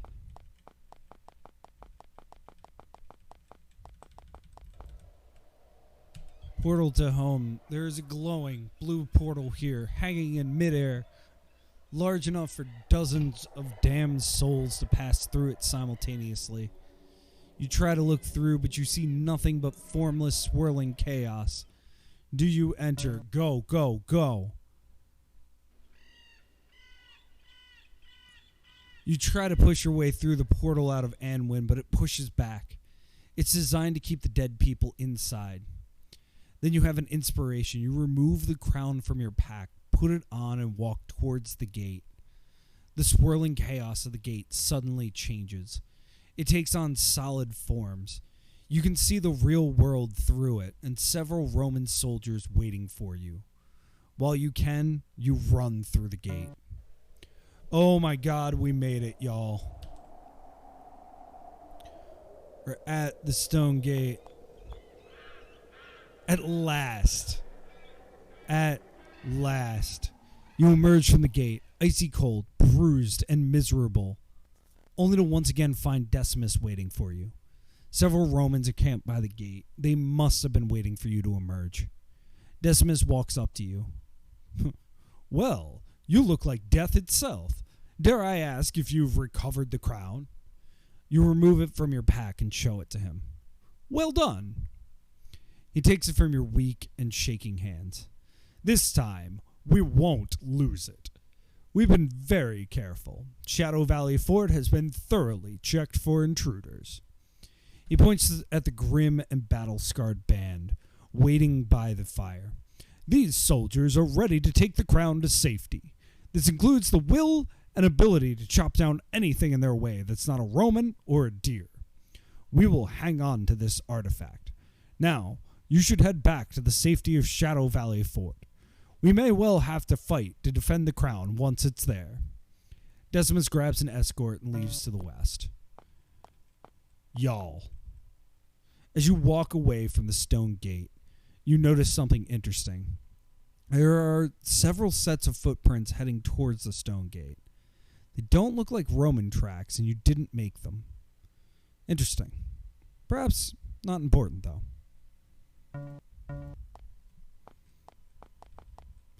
Y'all, we made it. We made it. I'm not even going to fight this dude. We need to have some food to rest.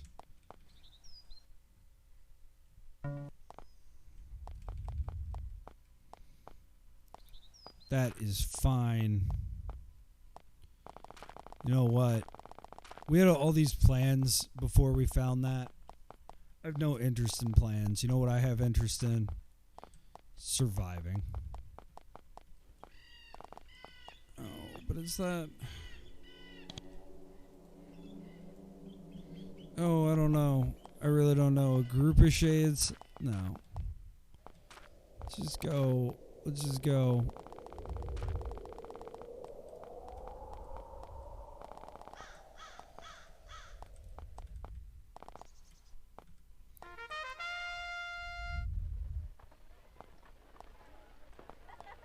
We are all healed.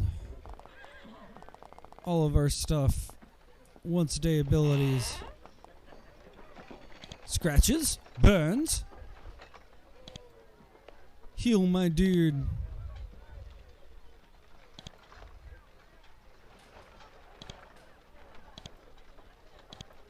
Man, he had 15 skill points too. Alright, let's go. Let's talk. Let's drop off this quest.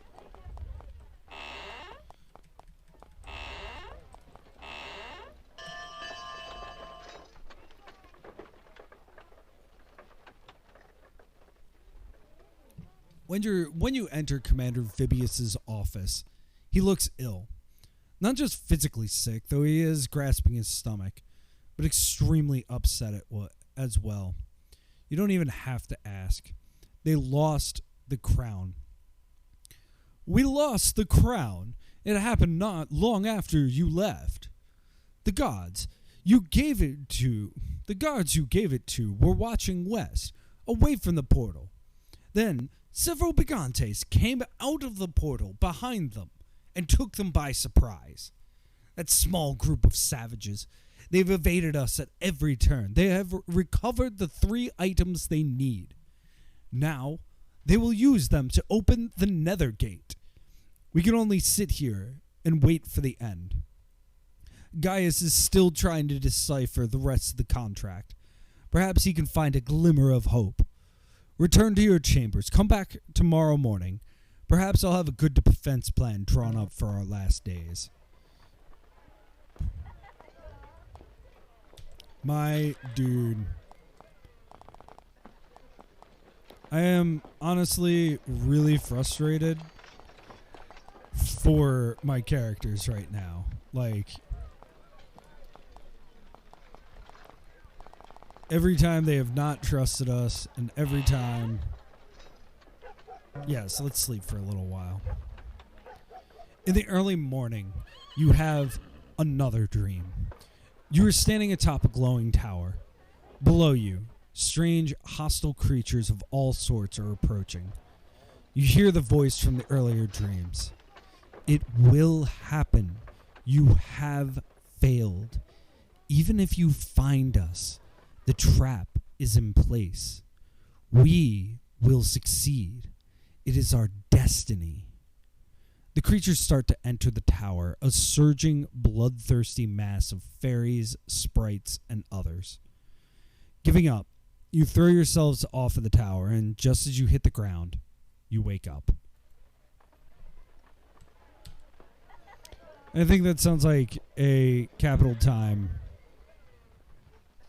to take a union break. Wait, before I forget, let's get this dude some things. Cloak.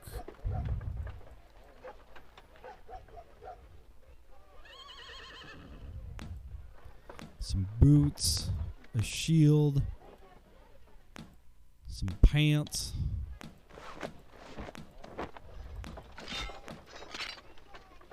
Not enough hands. Can he wear magical? Yeah, he can.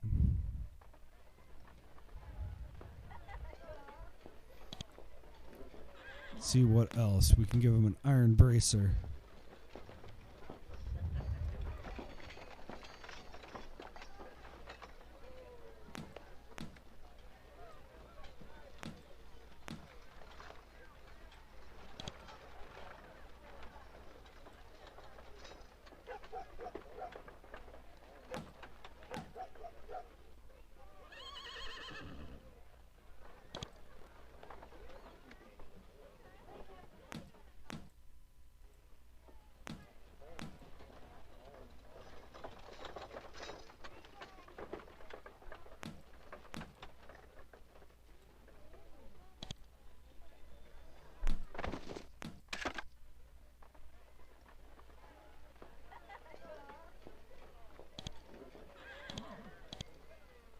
Oh, that ghoul bane would have been really useful in that undead world. Did not notice that. Plus 25 damage would have been real nice. So what else can he take? He can take a necklace. Yeah, why not a health charm?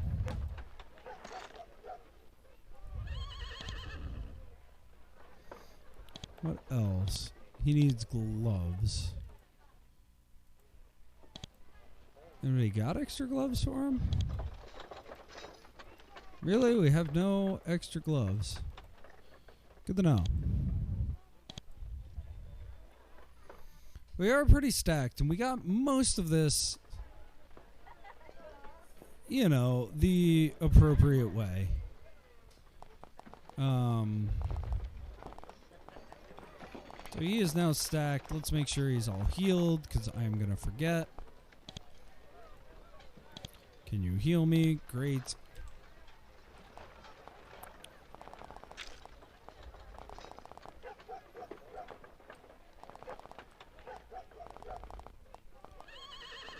And I'll even walk. Let me get just a bunch of javelins while I'm thinking of it.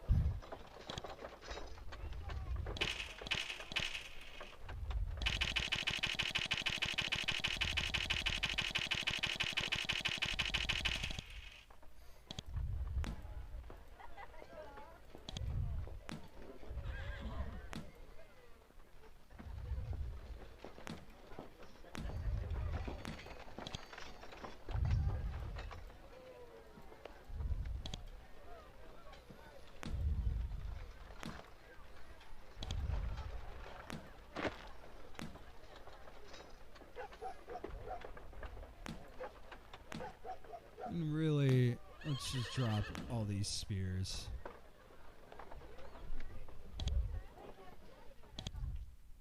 What things can I sell?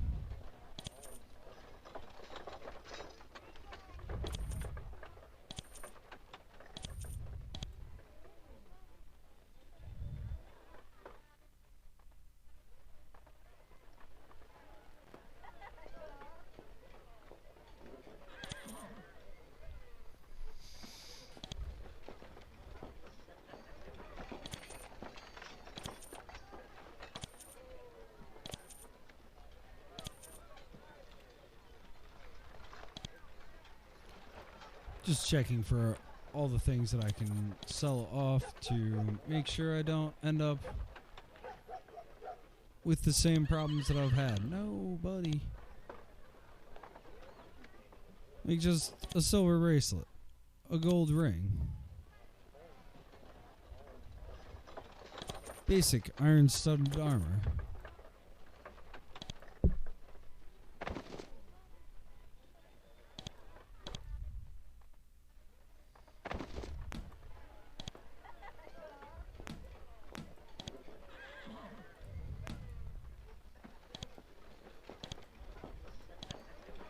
Well, let's give him leather armor.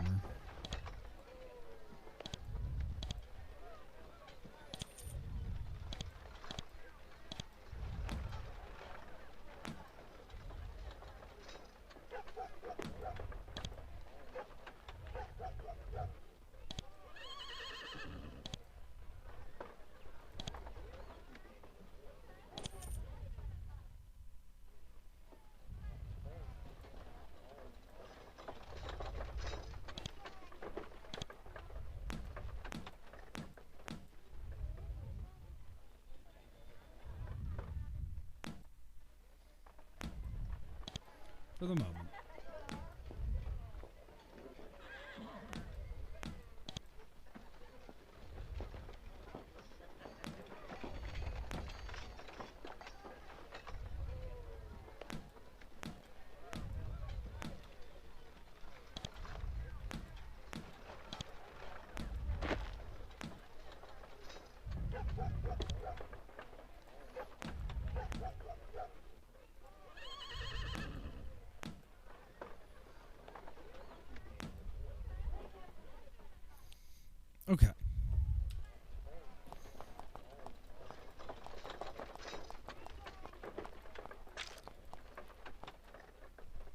We're now outside the right gate. Let's do a quick break.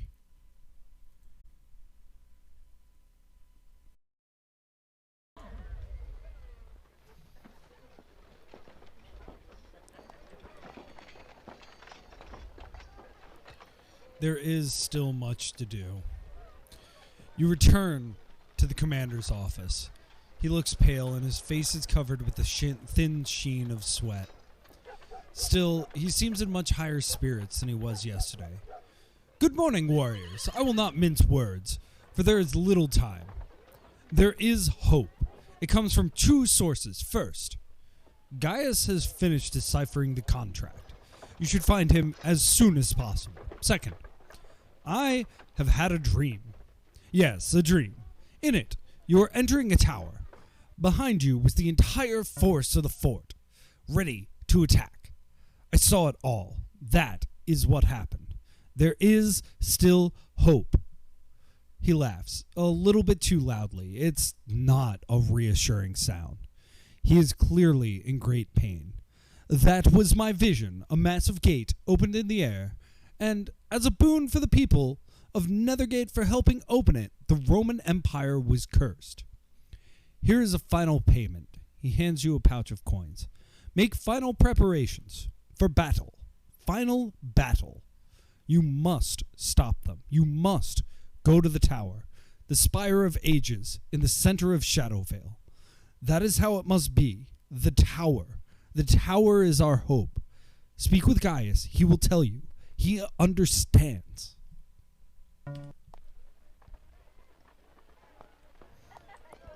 Well, let's talk to our kind of shitty dude, Decimus.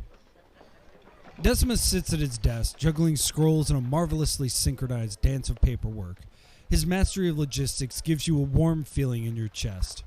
This order and efficiency truly is what separates you from the savages. Can you offer me any more help?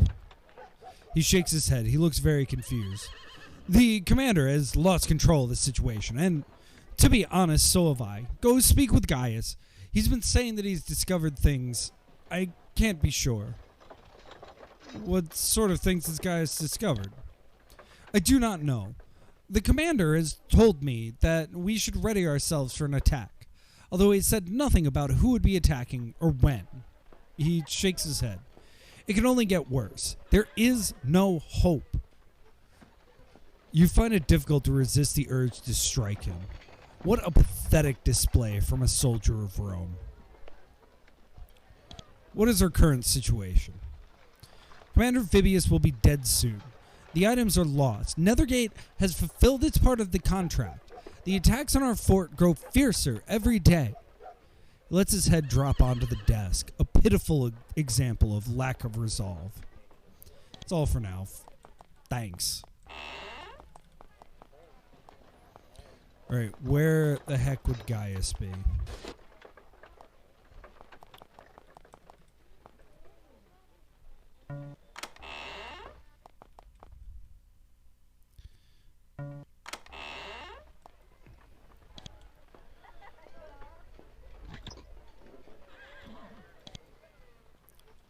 Iron helmet, nothing special. So let's do some training really quick. Let's boost his Roman training twice. Funny man, my dude, where have you been? Dead. That's the answer. Let's make you a little bit better. Let's make you a good bit better at spears.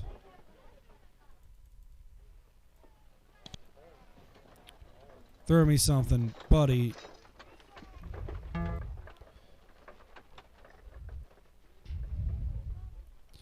All the better at javelins. Hippie, my dude. As good at health circle as you can get. Rion. How wonderful you are. Let's make you a little bit better at that.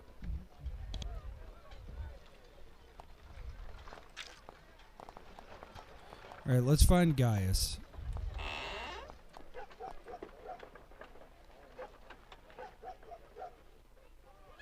Ha! I don't think about exactly what the followers are. But hey, Inkyuri, how are you? We're on the last quest. We might, dare I say, be able to finish it. We're looking for Gaius right now.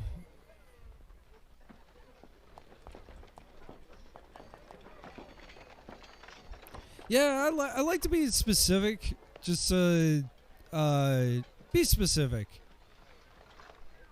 You know, there's a ton of people streaming in retro, and I mean,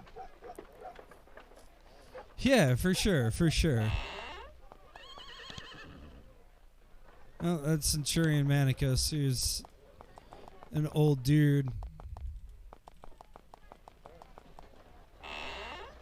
But yeah, I'm happy to have you along.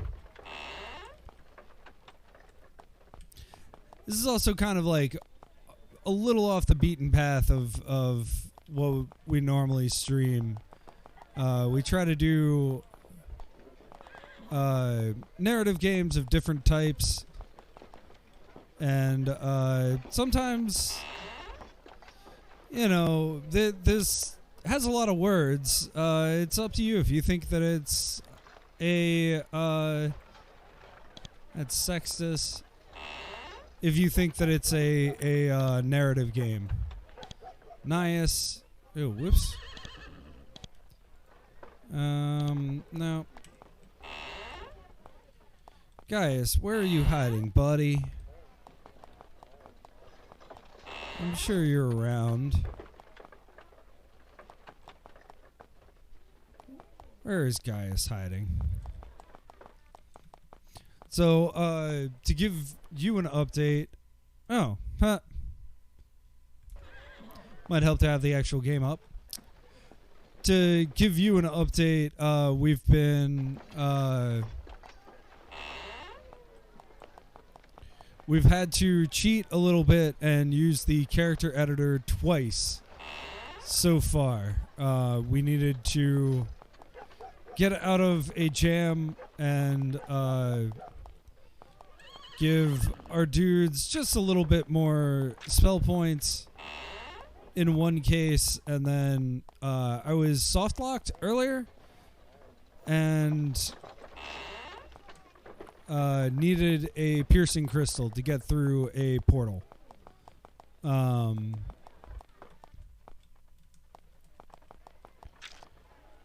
Alright, guys. For real, though, buddy, where are you hiding? That's not Gaius, is it? No, that's Appius.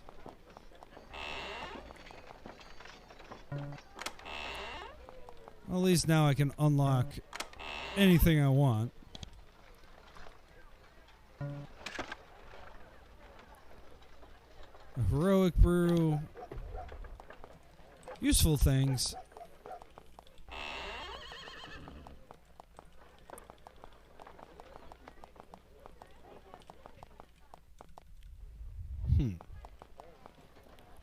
Gaius, where you hiding? No, that's Servius.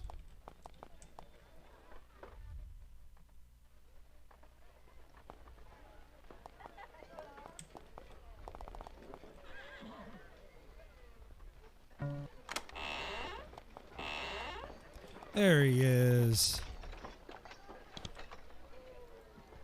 The retired soldier sits at the table, enjoying a meager meal of stale bread and watered-down wine. The fort is probably short on supplies, but they won't let an old campaigner like this starve. Have you been able to decipher the contract? Gaius looks up at you. His eyes are wild and feverish, his skin like white wax. Something more than mere fatigue has been affecting him. He is seriously ill. Still, he thrusts the contract forward with both hands grinning. I have deciphered all of it. I have deciphered the contract. I know what is about to happen. Well, what does it say? I know what the Nethergate is. It's the magical creatures, fairies, basilisks, Fomorians, all of them. They are leaving. They are leaving our world forever. Sounds wonderful, I know, but there is a problem. When it opens, the contract says that the fairies will give the people of Nethergate a reward for their help. Why are they leaving? He starts to talk louder and faster, almost ranting. There is no more room for them here. The humans, us, we have gone too far. There are no places for them to live. So they are leaving through the Nethergate. What did you learn about the Nethergate? The 3 artifacts were to power it. It is ready now. But if we all attacked, we might be able to destroy it. Because, you see, when the gate is activated, that is when the Brigantes receive their reward. The reward is supposed to destroy the Empire. I don't know what it is, but I do know where the gate is. It's in the Spire of Ages. Where is the Spire of Ages? It's in the very middle of Shadowvale, atop a huge hill, surrounded by wards and traps. You have to find your way in there, and you have to destroy the gate. He starts swaying back and forth. He's growing delirious. But beware, that is where Silak is. Who's Silak? Silak is the fairy who built the gate. The contract mentions him by name. He's some sort of master fairy wizard person. Can't tell more. You may have to slay him. But whatever you do, get there and stop them from activating the gate. All we do, all we are, all we ever can be, depends on it. With that final burst of speech, he slumps in his chair, panting. So Silak is cool. Silak is who created some of the cool things that we have right now. So, like, I think one example... Yeah, so Silak's exuberant trash. It is trash that keeps just, like, dumping trash out. More usefully, we have Silak's Eternal Candle. It's an ordinary item at first, but it gives us infinite light. Very useful. I think that's all that we have of Silak's stuff. He has these keys, and we have 3 of them. There are 6. I'm definitely not 100%ing this. But let's see what we can find. So we killed Carto. Let's try to go back. Let's try and clean some of these up. Maybe we can get, like, a little bit more experience. That's what we were trying to do, and then we ended up on the, and we ended up in a major quest arc that kind of ate some time. Let's say that.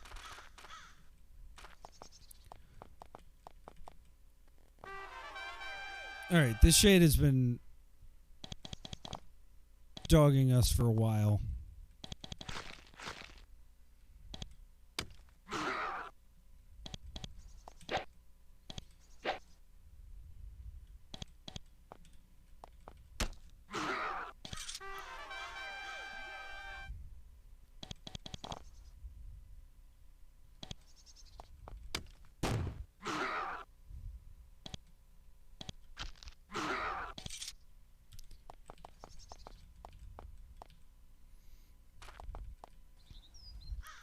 So I'm not totally sure where I need to go. But there's some things that I can do. So there are the stones. I don't think I can do this one. It's interesting because I think that there's ones that we're blocked off from that typically we aren't able to do. like that we aren't able to do because we're on the Roman quest. So we can get the quest, but I don't think we can complete it. Oh,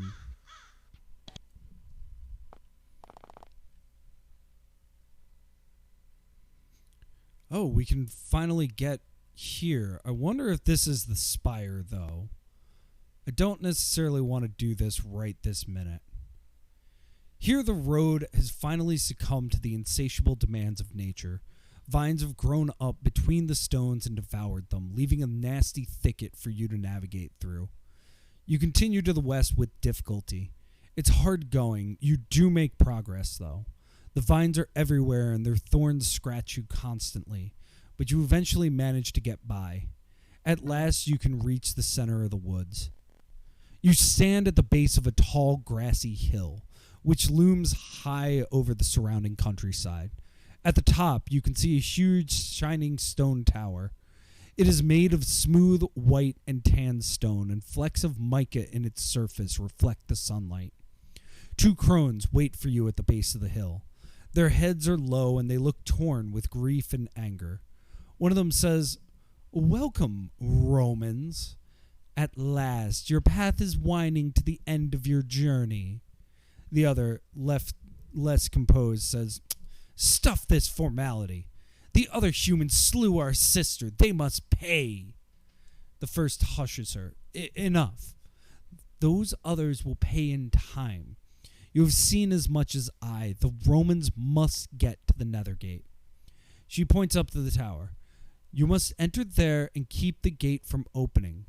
But first, there is another task you must perform if Silak is to be beaten." She hands you a scroll. "Read it. It tells you what you need to know. Now, we are leaving this place. We loathe you humans and your empires and your world. We are going now, forever. One last warning. Do not enter the tower until you are truly prepared. We have shielded you. You may enter safely. Goodbye." Then, in a moment, she and her sister are gone. Fighting man gets crone scroll. All right. Let's read it. The scroll is written in plain, simple writing. It's a final message to you from the crones. You have no trouble understanding it. It says, "Soon Silak will activate the Nethergate, completing his bargain with the humans. In return, he will lay a devastating curse upon your empire. Your fate matters not to us, but we do not wish to see his cowardly plan succeed. When you are fully prepared, enter the tower. We can, for a short time, hide you from the guards. You must make your way to the highest level of the tower and keep the gate from being opened. Alas, we do not know how the gate works. Before you do this, though, you should know that Silak has prepared a chest of magical wands to give to the people of Nethergate. With these, they will be able to defeat you Romans. While we don't like Romans, the natives slew our sister. They must pay. If your people on this isle are to be saved, find the chest and destroy it. And remember, they had not slain one of us, we would have been content to let you burn. Farewell to you, accursed humans, and curse the day we ever allowed any of you to live."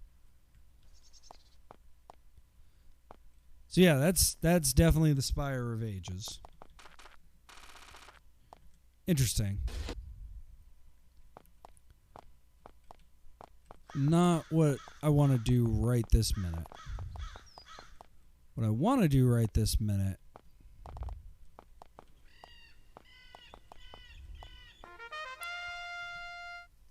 is do everything that I can. So here's the temple. Now, theoretically, there is a golden goblet here. Oh, but they don't care, because that was from the crones. Okay, well, we don't have to do that. You know who doesn't give one hoot about any greater politics? Goblins. So let's go across, and I believe it's directly south of Castle Eighth Dock.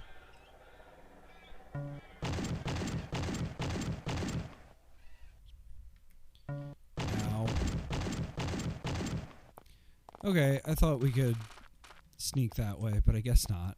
Ow.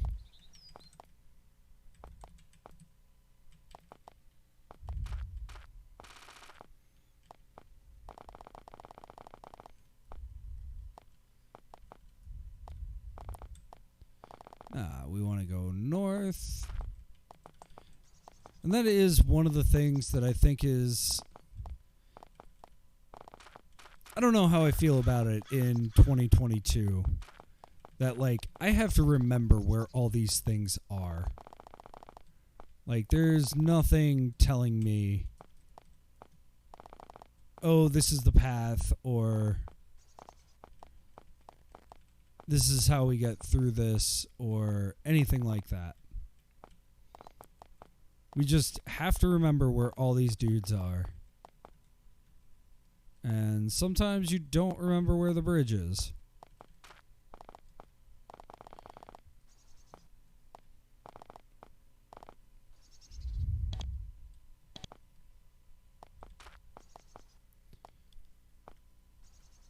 Like, the answer to where this bridge is, not here.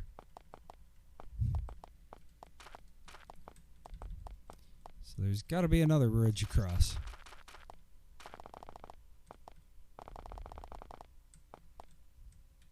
Oh, that's a weird circle of stones.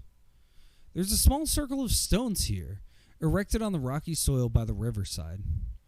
Well, it's not so much a circle as a square. 3 stones on each side. Inside the square, you can see many signs of combat. Broken weapons, dried blood, bone chips. It doesn't look like there's been any fighting here recently. There's certainly nobody around. Do you step inside the square? I just saved. The moment you walk inside the square, you hear a deep booming voice coming from nowhere say, "Let the test commence." Before you have a chance to wonder what that means, there's a flash of light. Something has joined you in the square. A lost soul.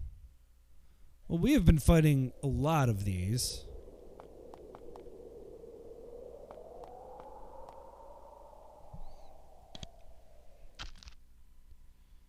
And they're way squishier than they were before.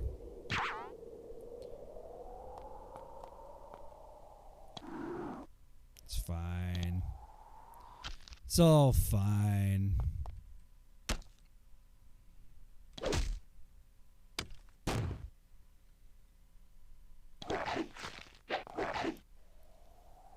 Ow.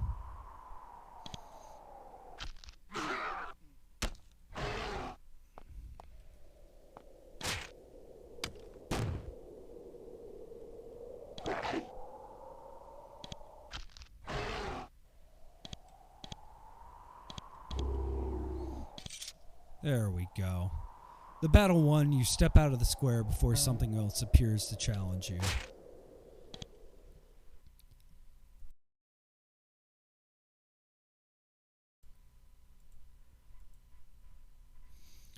Let's heal this dude.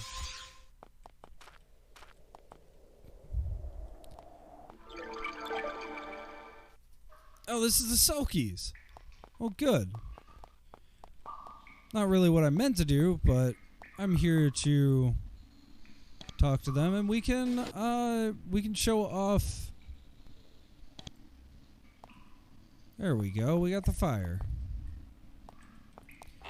So we got this quest from them a long time ago, actually.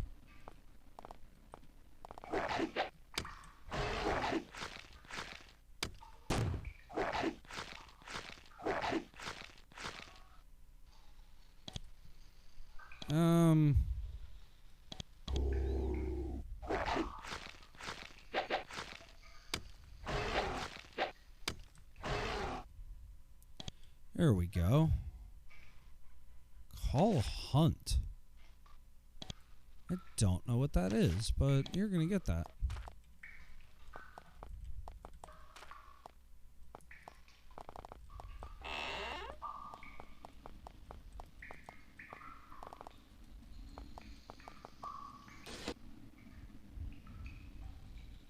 I'm trying to remember how to navigate this and totally forgot which way I was going. No, don't jump.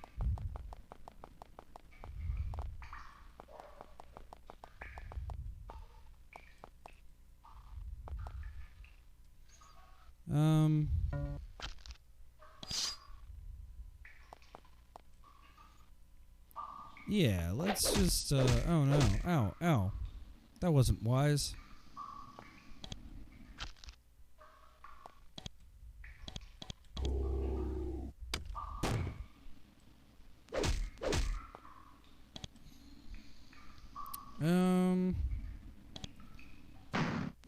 Yeah, let's just continue this.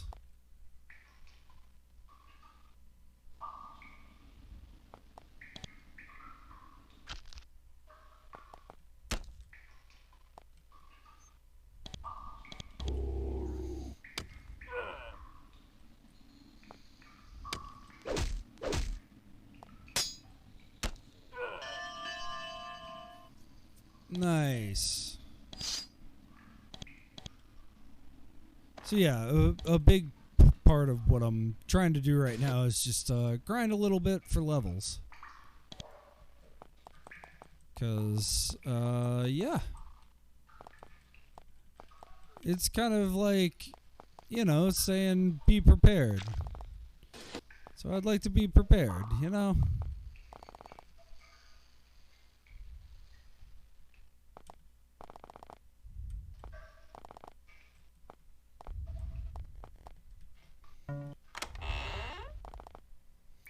This protected room is where the Selkies raise their young and let them play. It's currently unoccupied and the little wooden toys are going unused. Either the Selkies have moved their children into hiding or they just don't have them anymore. Anything cool? A towel? A board game? A pillow?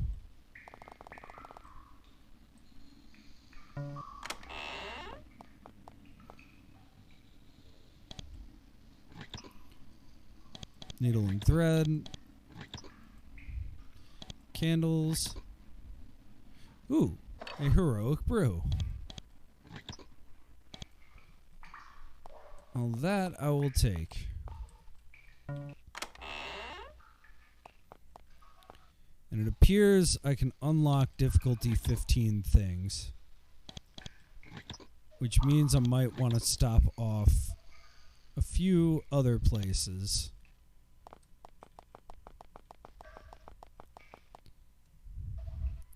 So the only problem with candles is that they do not last very long.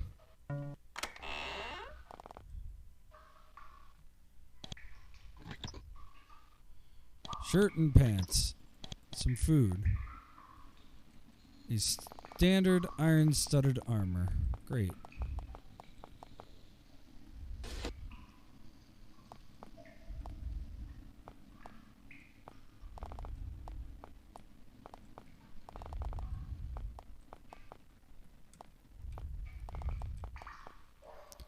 Where's your king?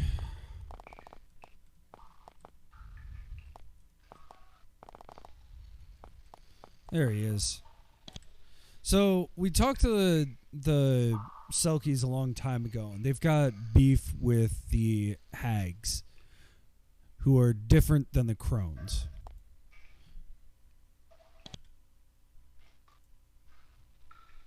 You are the chieftain. Tell me of your tribe.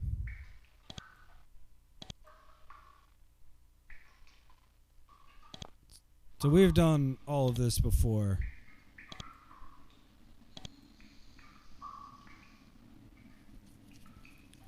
So we were supposed to go to Hagfen, steal some Selkie pelts, and bring them back.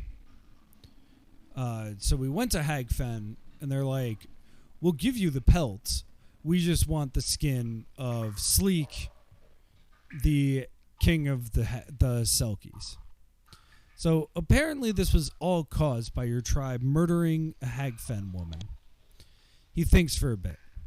Oh, so that's how this was started. An old witch entered our lands, stole our potion herbs, and fired a spell at one of us. We killed her.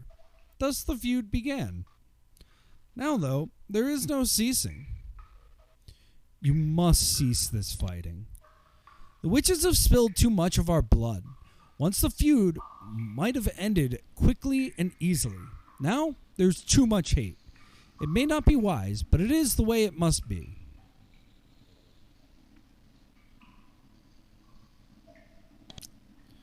There's no way.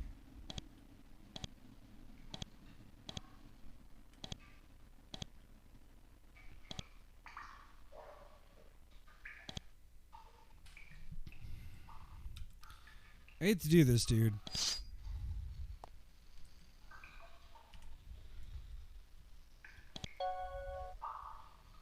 That's fine.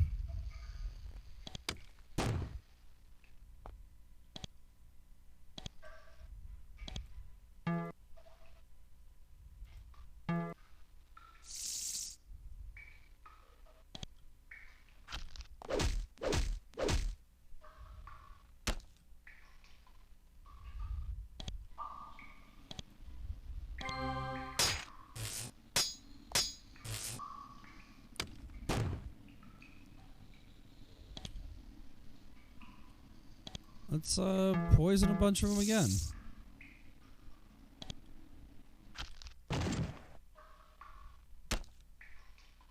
Treacherously, you strike down the chieftain of the Selkies.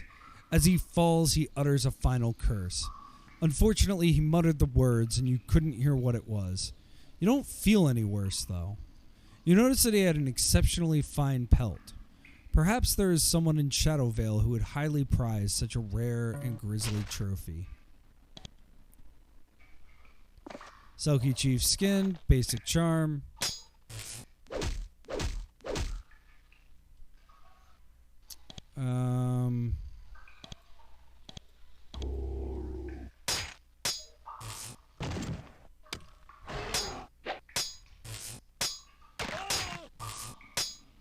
No, okay.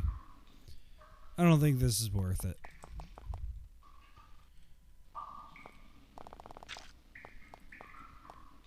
Yeah, I'd have to fight my way through this entire thing. Perhaps discretion is the better part of valor here. We did, however, get a new nice potion, so I'll call that worth stopping by.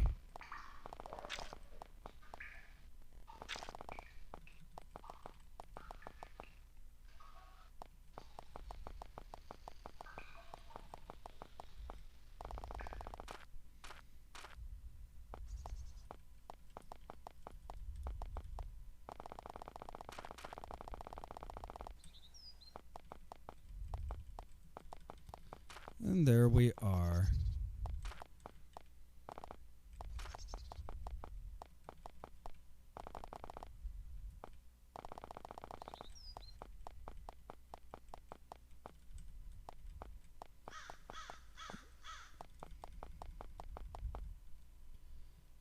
Yeah, let's approach. You enter the camp with blades sheathed and hands out.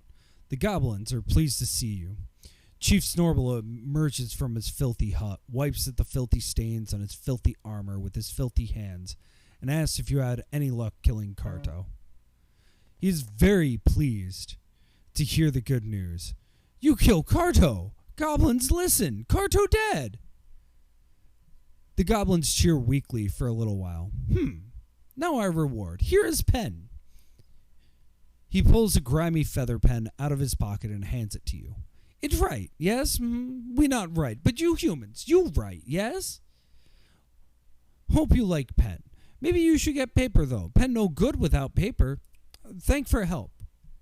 It's not a very nice reward, but it's better than nothing, you think. Hey, we completed that quest, and we got Silak's Clever Pen. Which does what exactly? I'm unsure.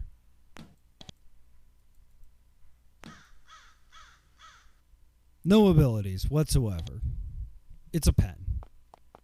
Maybe it's a ballpoint pen. Okay, but we cleared out that quest. Stop Titus. So that was up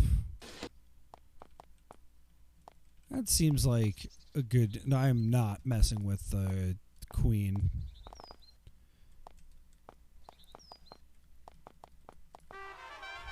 No, oops. Bunch of rats.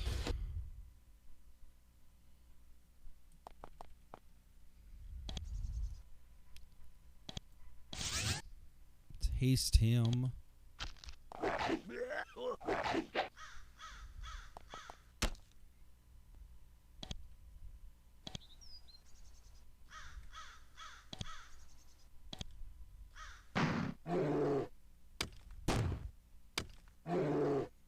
These are pretty strong rats, no lie.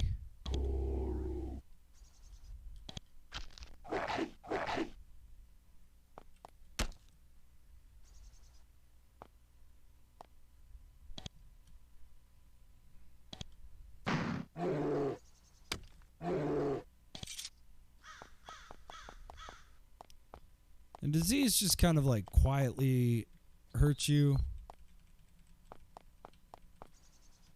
A lot, apparently.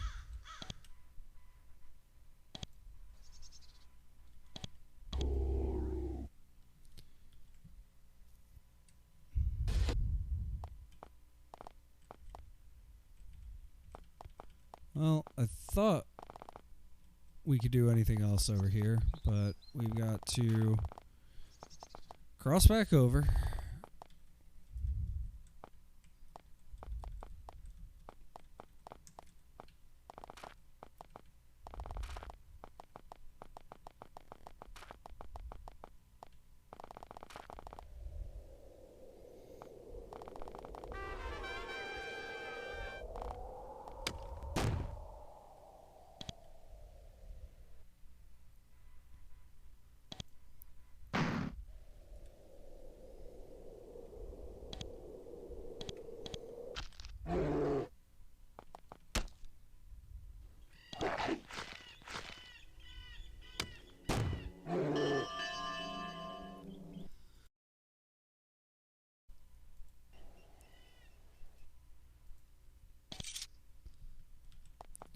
We're just kind of like cleaning up some quests here.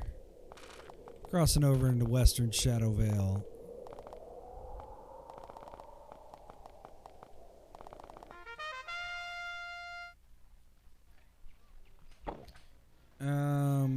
Nah, I don't wanna mess with the Fairy Bazaar.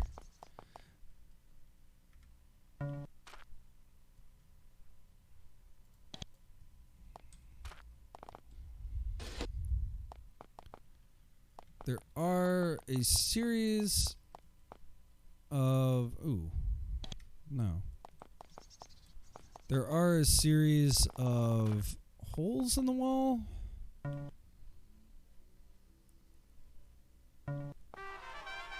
Oh, a bunch of giant lizards. Great.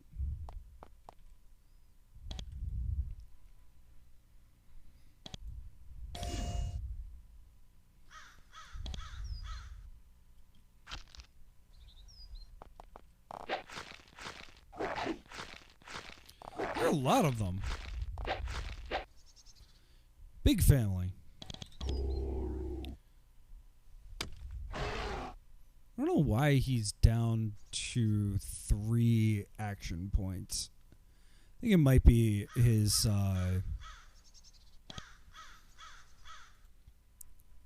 armor. It's an interesting challenge.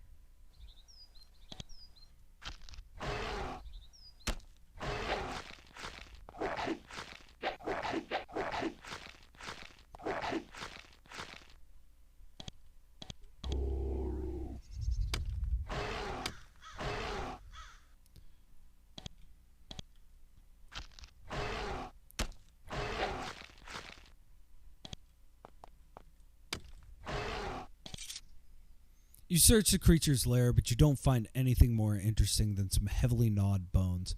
The smell is pretty bothersome, even for you, so you don't linger.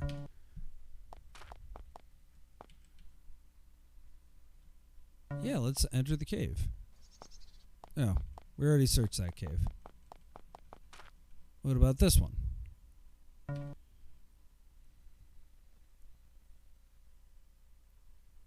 Eventually, you trip over a large, misshapen stone.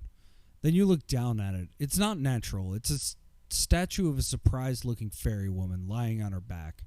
Her hands are held up above her as if to push something away. The corridor stretches into darkness. Do you continue? Absolutely not.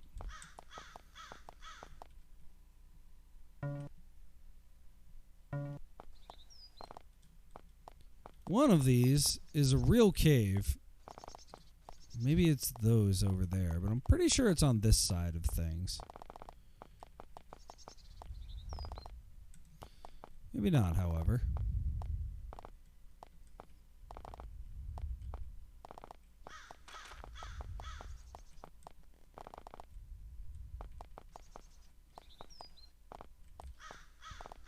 Well, no, then it's on this side of things.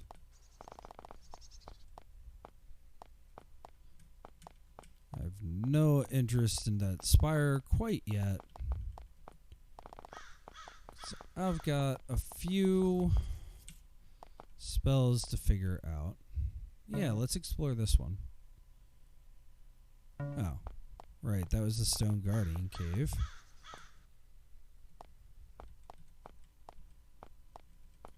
That cave we can't go in. It's the Veil of the Souled.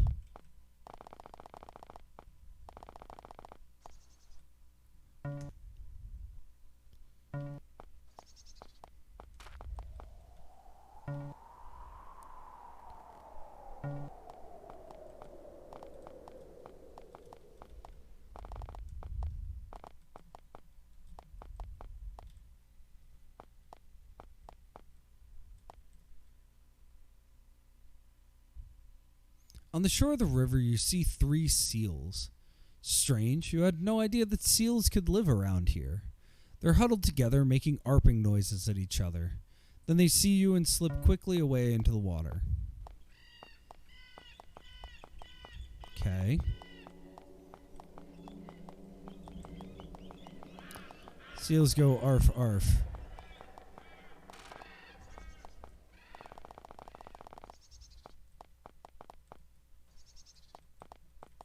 Oh, here's our buddy. I've been looking for him.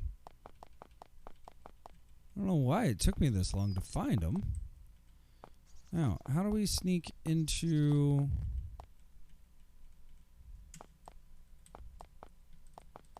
Is this our buddy? You return to the skeletal warrior. It turns to look at you. The way its bony eye sockets stare at you makes you shudder. You have done well, but some shades remain. Find them and the prize is yours. Gosh darn it, I thought I found all of them. No. Not the hermit's hut. Oh. Skeletons. Skeletons. Just normal, everyday skeletons.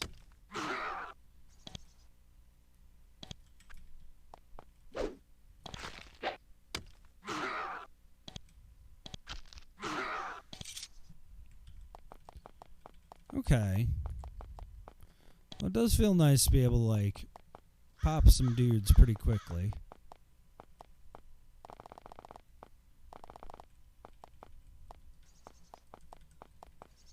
One of these places has a witch.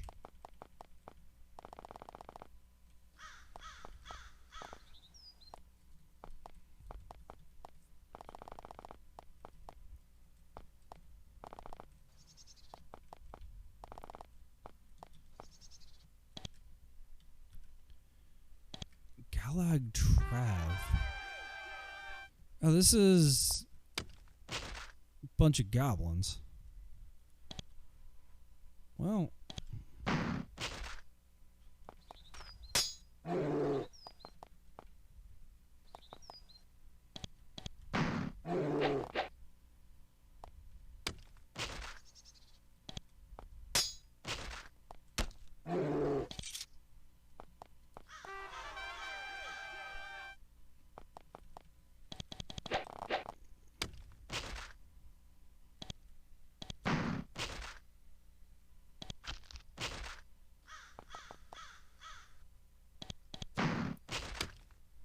Yeah, let's just, you know.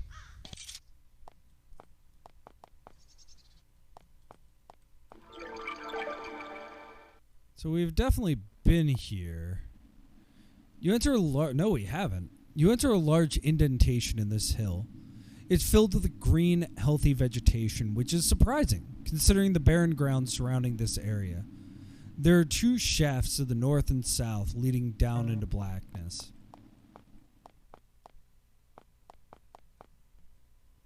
You descend into a large, ruined hall.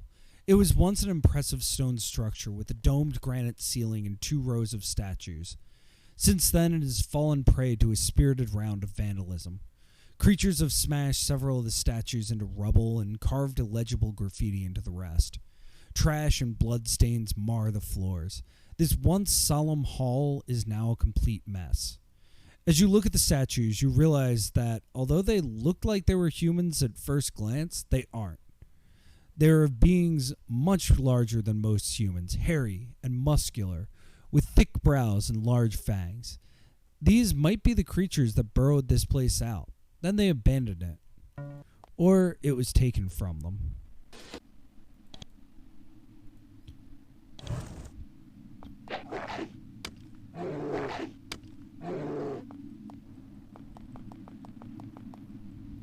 Ah, great. You can hear and smell goblins. Goblins seem to be like rats. They're happy to infest whatever ruin or unused space you can find. You're probably lucky that they seem restricted to Shadowvale.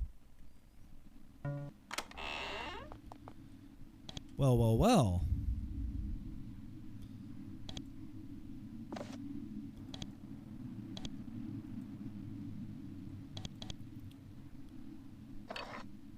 Curing draft.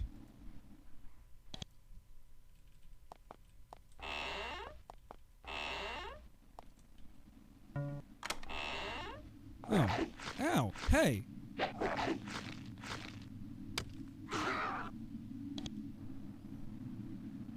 Take some amber. This pedestal has a button set in the top. It looks a bit like recent construction. There's no way that it's as old as these crypts. Press it. You hear the sound of metal scraping on stone in the distance. Even though this hasn't been used for many years, you can still tell what this chamber was for: embalming.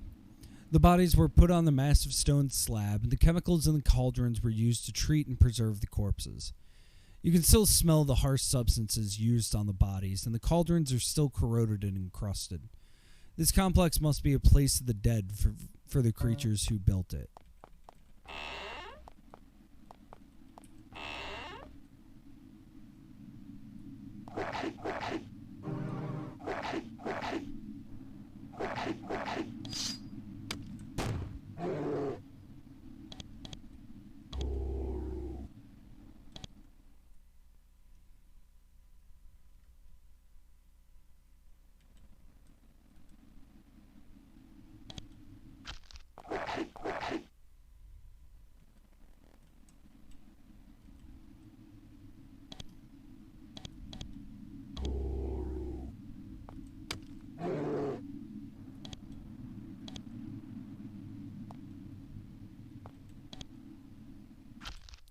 Alright. It's interesting that, like, this would have been a completely deadly encounter not too long ago. You find yourself staring at a savage altar, ancient and covered with dried brown stains. Staring at it, you feel that you should be repulsed. Yet you aren't. Being here makes you feel strangely exhilarated. As you look at the altar, strange images appear, unbidden in your mind. You see strange, hulking, ogress people running, terrified from rampaging, angry, blue-painted warriors. Then the images fade. You're left with the feeling that you are, in the view of this shrine, doing the good work by fighting the Britannians. Even though it's a barbarian shrine, it makes you feel good to be here. Yeah, let's pray at this altar. Savage or no, You and the creatures who made this altar have a common cause. You kneel to pay your respects. When you do, you feel blessed and invigorated. The image of the ogreish creatures appears in your mind again, briefly. One of them says, "We have left a treasure below. For slaying our foes, you may claim it. You may pass the wards we have set." The image fades, as does the energy you feel coming from the altar. The chamber is cold and silent. We are going below, y'all. Where below is, we will find out.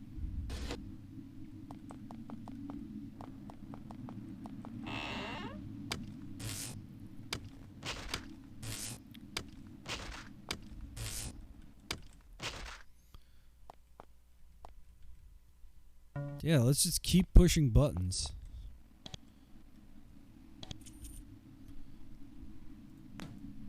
I've not bought food.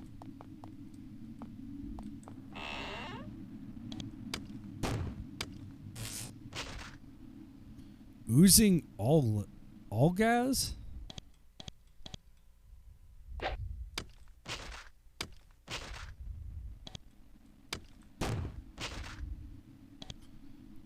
What do we have here? We have iron bracers.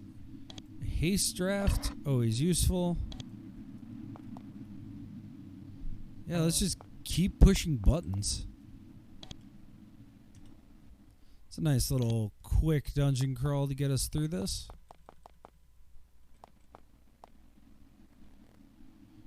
Do have a magic barrier.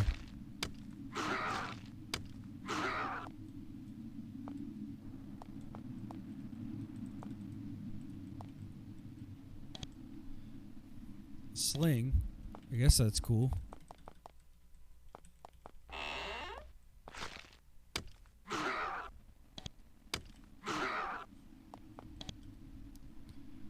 Anything? Nothing. We're making progress. Where are we going here? There's a corpse. Just a corpse. Nothing of great interest. Oh, and the other thing. This would be a nice pool if someone hadn't been dumping trash and bones into it. Now it's just sort of gray and smelly. As you look at it, you hear a twig break in the nearby bushes. You walk over to take a look, but you don't find anyone there. Must have been your imagination.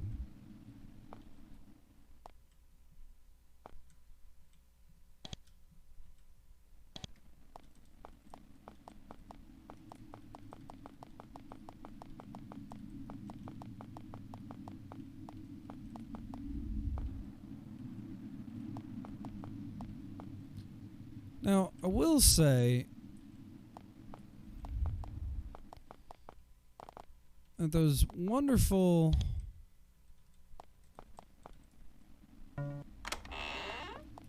now we're getting somewhere.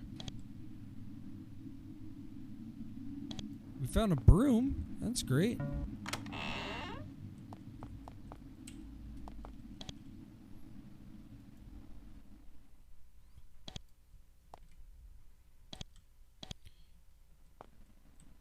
You're telling me, oh, okay.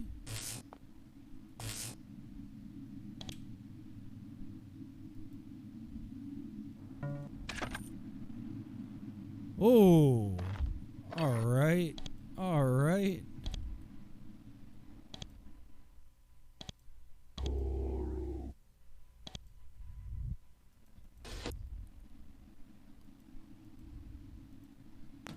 A spear flinger's ring. Well, I do have a spear flinger.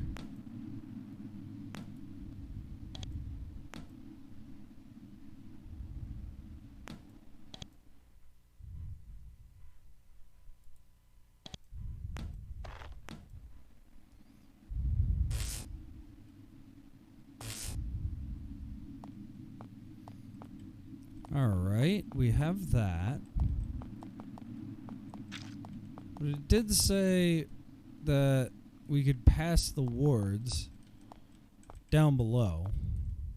Oh. Well. A little bit of stuff there.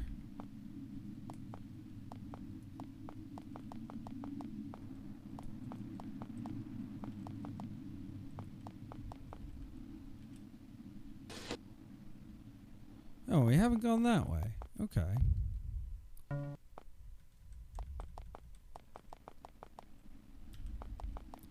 This seems closer to down below. The moment you set foot inside this crypt, the stiff, icy breeze rises up around you. As you stumble back, shivering, a creature climbs out of the northern crypt. It hisses at you. The breeze dies down and it attacks. Oh, it's a greater shade. Oh, the greater shade goes down without a fight.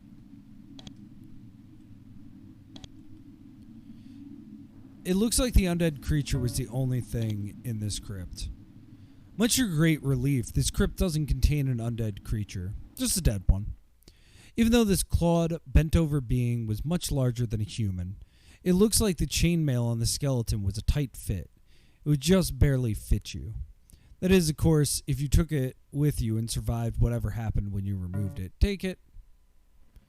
And it's blessed chainmail. Now, you know who's kind of struggling right now?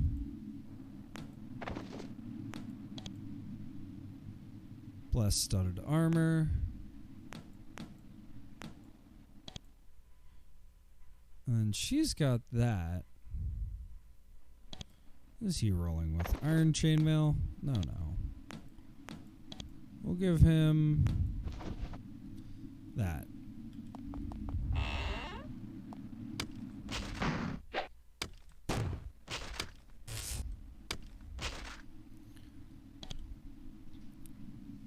Weird meat.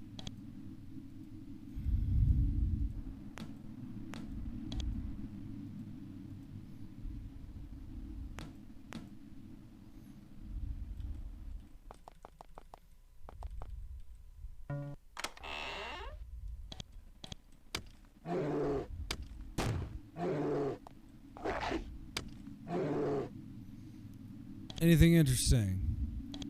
Not at this point. I have a feeling I was supposed to find this dungeon quite a bit earlier. But I am happy to roll through a dungeon. Oh, what are these? This looks like a monument to some long-dead creature.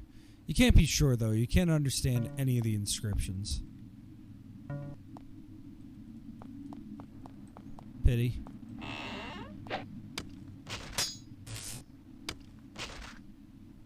Oh, what's this? Hostile Turvald the Crusher. Well, Turvald. You can try to crush me all you want, but you do, like, no damage.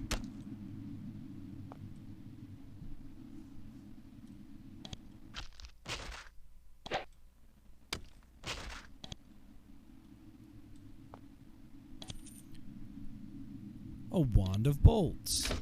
Sir, that is yours.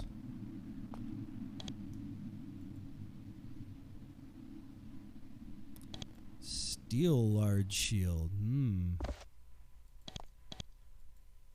Interesting. This box is filled with a wide variety of tools and hardware, all of which are covered with protective oil. It all looks recently used. Goblins may be pests, but they aren't stupid. At least some of them are clearly craftspeople. Maybe they're the ones who created the strange arrangements of portcullises and buttons. It's just a bunch of tools.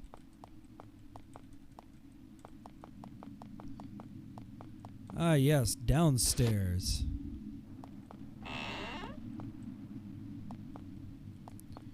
Further downstairs. All right, let's finish all of this first. Notice that the gate is locked with an unusually high quality lock. It's very well crafted, well enough that you may not be able to pick it. Sorry, it just looks like bones. More monuments to long dead creatures.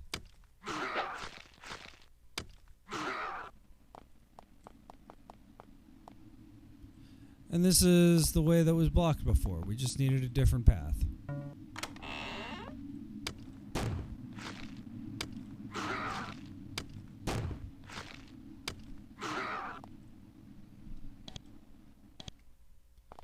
Some torques.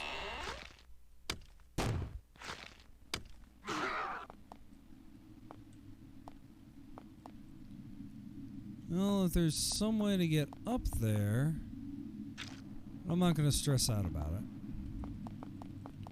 So I want to go down this way. The long passageway spills out into a huge cavern, its ceiling well out of the range of your light. It's not entirely natural, though. In the dim light, you can see a pit in the center of the chamber, with a large platform looming over it.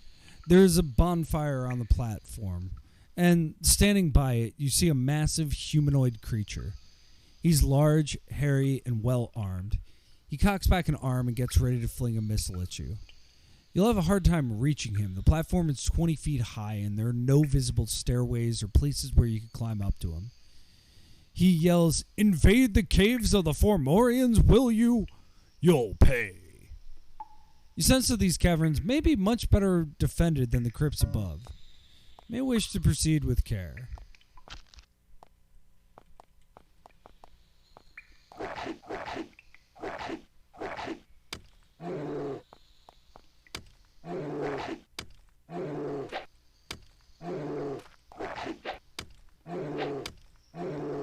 And this feeling right now, just walking through dungeon crawling without like a care in the world, really.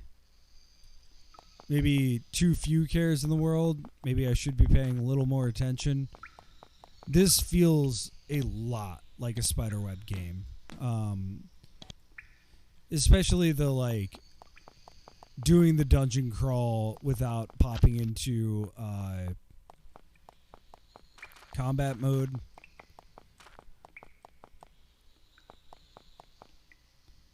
Like that in particular is an extremely Spiderweb software feeling. Just making sure none of these are interesting.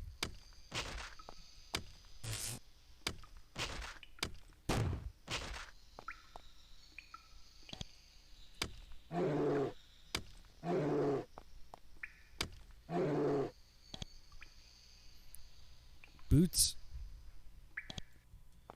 Druid's robe. I have the best Druid's robe. As you enter the small, empty, dank cell, you would swear that you heard a small whimper of fear.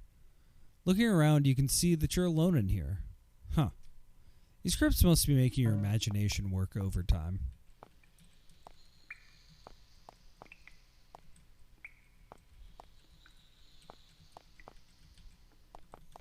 Okay, nothing in there.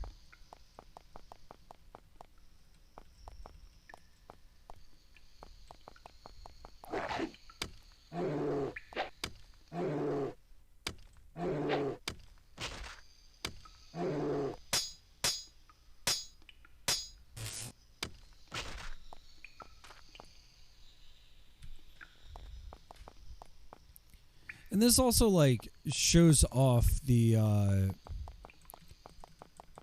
better dungeon design, I feel, in this game, where like it's kind of teaching you if you're supposed to do this early, just kind of the way I'm reading it. It's teaching you to like check for traps, check for... Okay, buddy.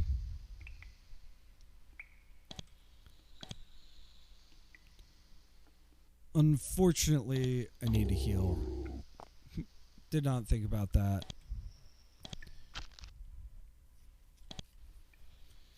But everybody else can take a few hits.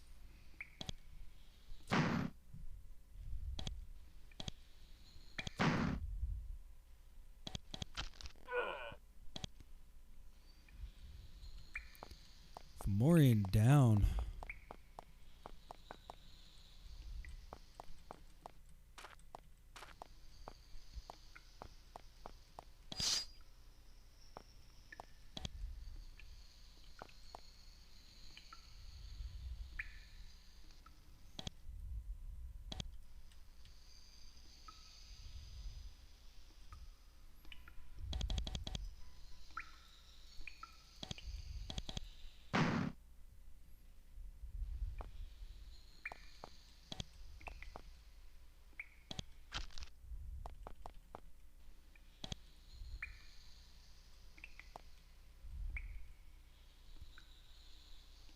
You stand at the lip of the pit and peer down into it. It's quite deep, but you can just make out bones at the bottom. The creatures down here probably throw people in this pit just for fun. Can't imagine anybody surviving that drop.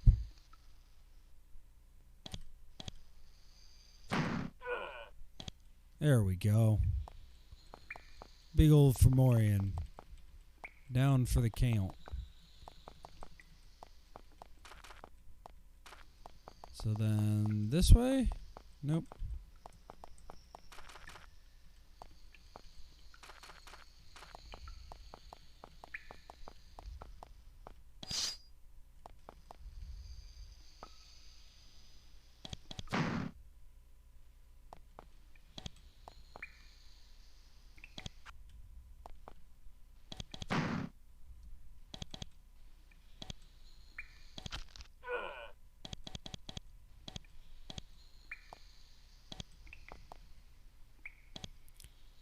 So we're just going to land some fire and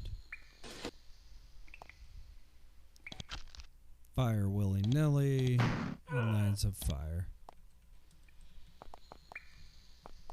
So like, yeah, this is, I think, a great example of like how these dungeons are supposed to go, maybe?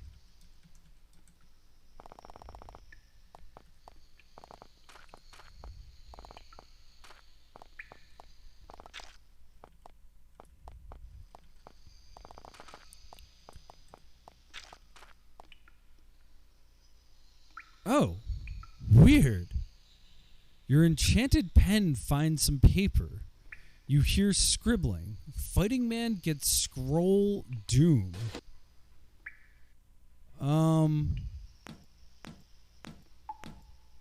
Okay. Interesting. What a wild special item.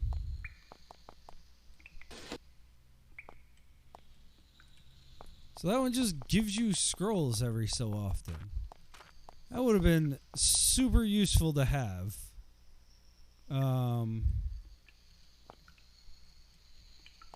Not long ago. Oh, wait a minute.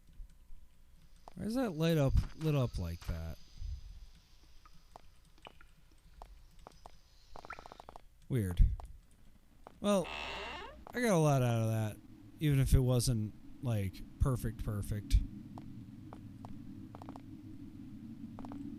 So I'll take it. Let's get.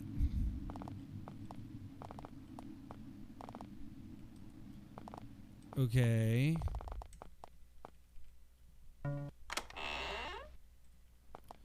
How am I supposed to get out?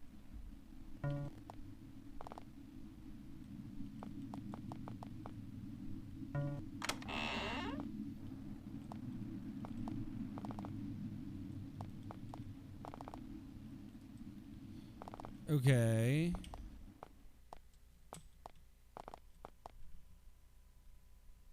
Yeah, that's that locked gate.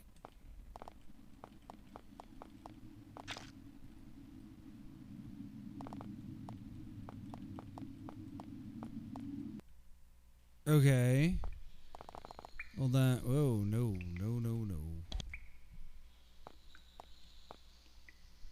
Well then that means there's gotta be a way out of here.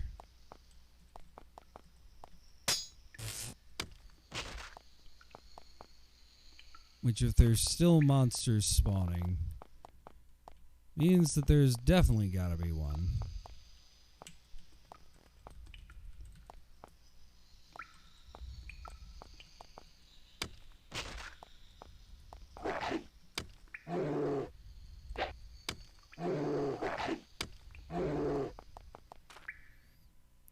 Right?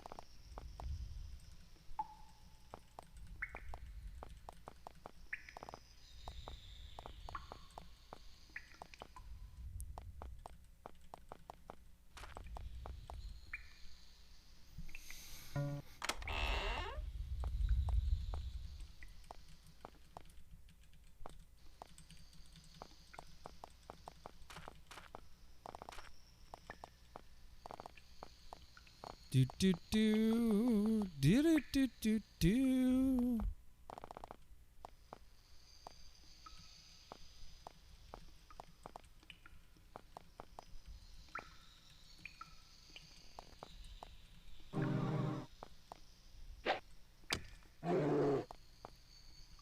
worse than me. Get out of here.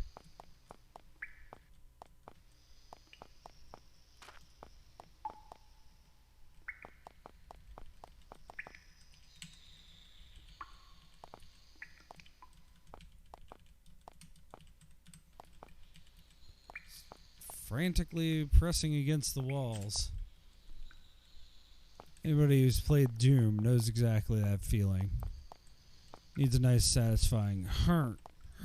There we go. That's a secret door. Hey!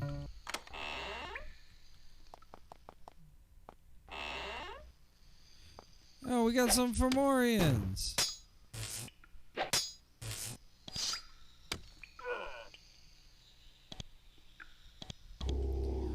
Been a minute since I needed to hop into damage.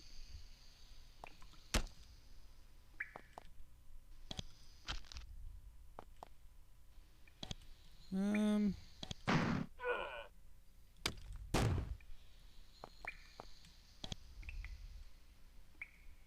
don't know. Yeah, let's heal him.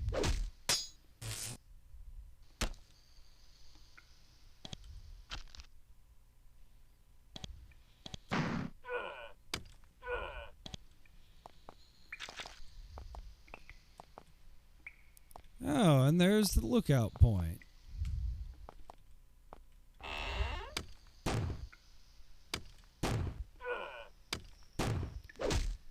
Oh, well now, hang on. Hey. Hey. No one said that you could actually do damage to me. Chieftain Greth. Now that Chief is dead, you take a closer look. You notice that what at first appeared to be a huge mole on the Chief's Fomorian head is actually a stone. It's a large, somewhat flawed ruby set right into the thing's skin and bone. You aren't sure what it might be good for, but it can't hurt to take it with you. Wincing, you quickly pry it out, wipe it off, and pocket it.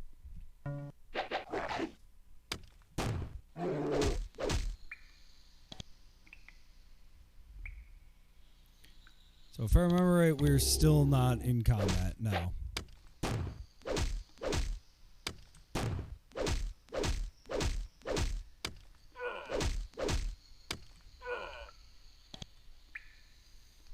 Nicely done. So what is this? Special items. Fomorian headstone. Wonder if that would have been useful for the Fomorian quest.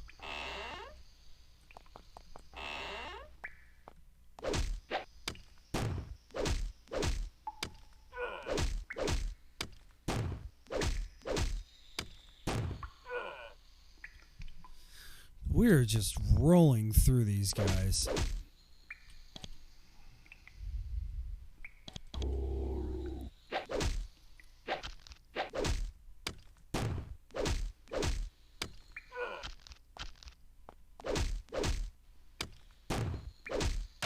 Oh, I was not paying attention.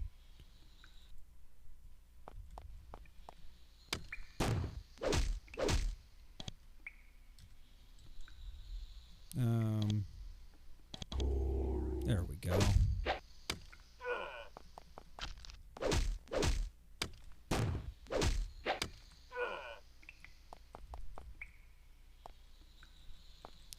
I don't even need that.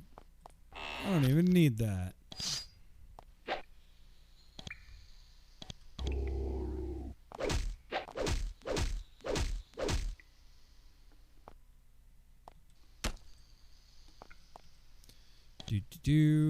Firing. Sure, let's bless him. And yeah, actually.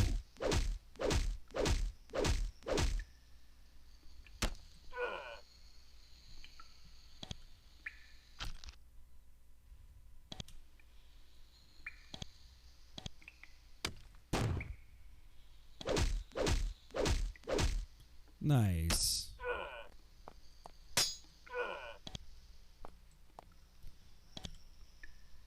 Another one. Ooh, some javelins. Not that interesting, though. And that's the way up there. Great.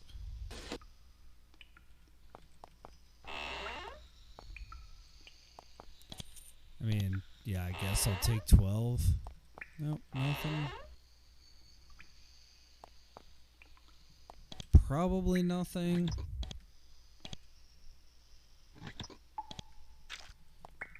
Food, but we're good on food.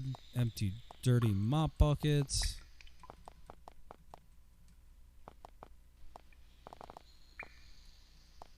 So this is all cool. None of this gets us out.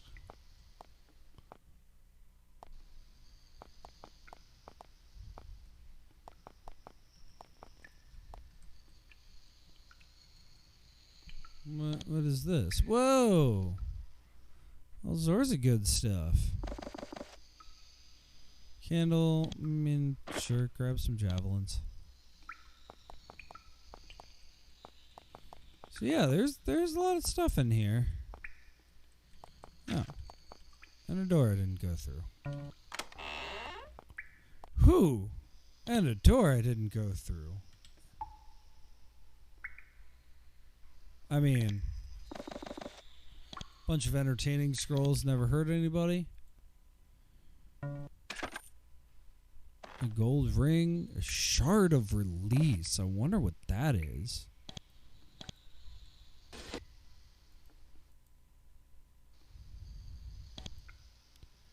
Cures all negative effects. Sure. And a bunch of papyrus sheets.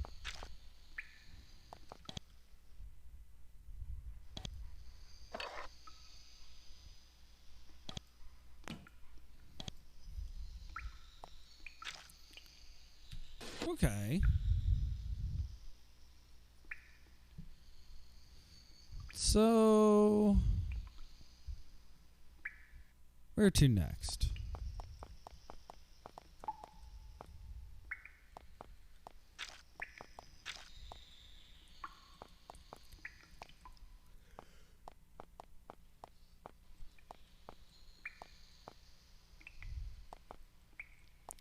I think the real answer is, how do we get out of here? Now that we've so nicely come in.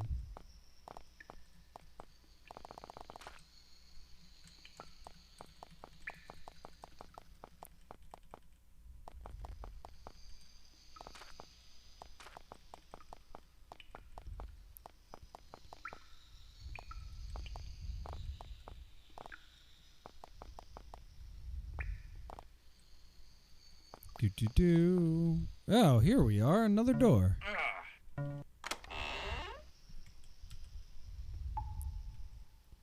Most of the crypts you've seen so far have been pedestrian, cheap affairs. This crypt, on the other hand, is top of the line. Nice walls and floor, tall ceiling, tapestries, first rate. The dust shows you're the first person to be here in a long time. As a standard in a certain sort of particularly ostentatious tomb, those who constructed it, and perhaps the servants of the dead potentate, were also interred here. Their bones are in here, carefully arranged on nice marble slabs.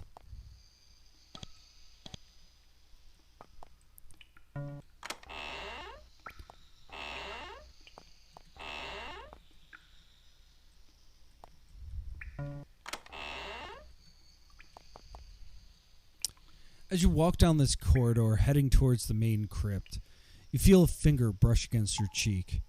It was a highly unpleasant sensation. It wasn't an ordinary finger. It had moist, rubbery skin and felt more like a big worm than flesh. As it touched you, though, it snapped back, as if your skin burned it. You brace yourselves, but it doesn't happen again. You continue on to the end of the passage.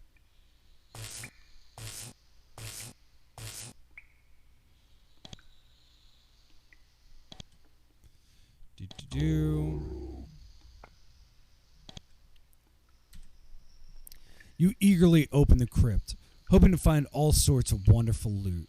You have vivid mental images of gold and jewels and enchanted weapons and hats and all sorts of marvelous, wonderful things.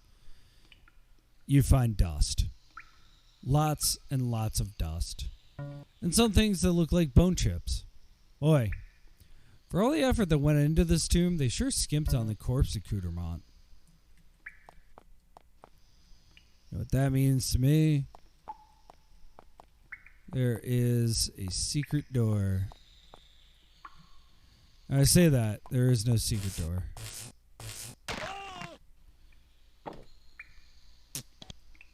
Didn't mean for him to die.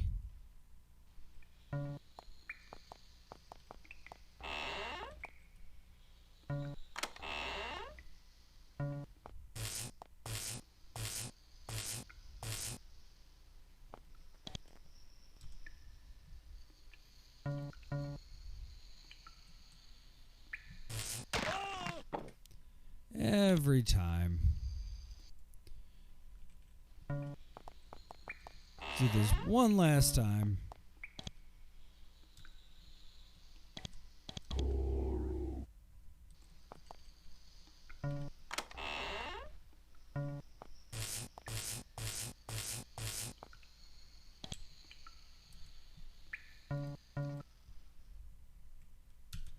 Let's save here.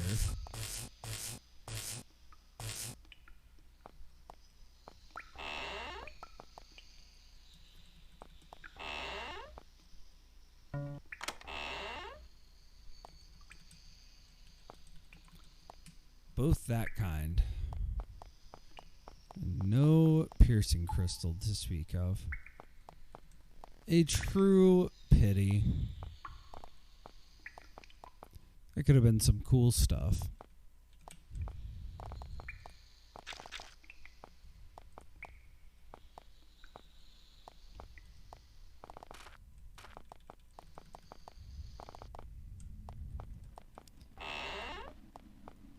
All right, Galag-Trav, where's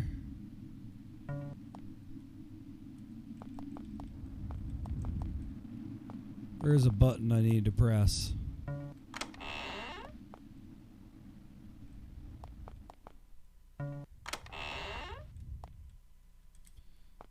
All I want to do is press a button.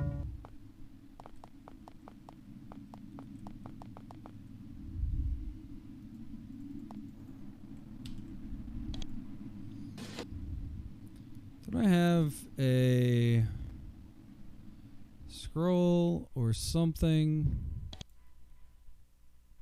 Call beast, capture mind, doom.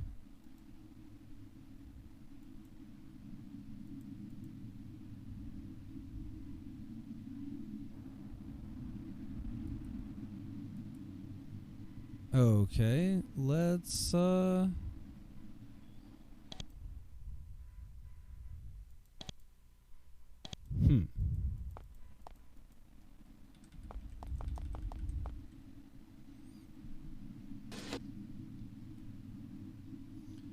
Well, we can't go down. I mean, it would be absurd. Yeah.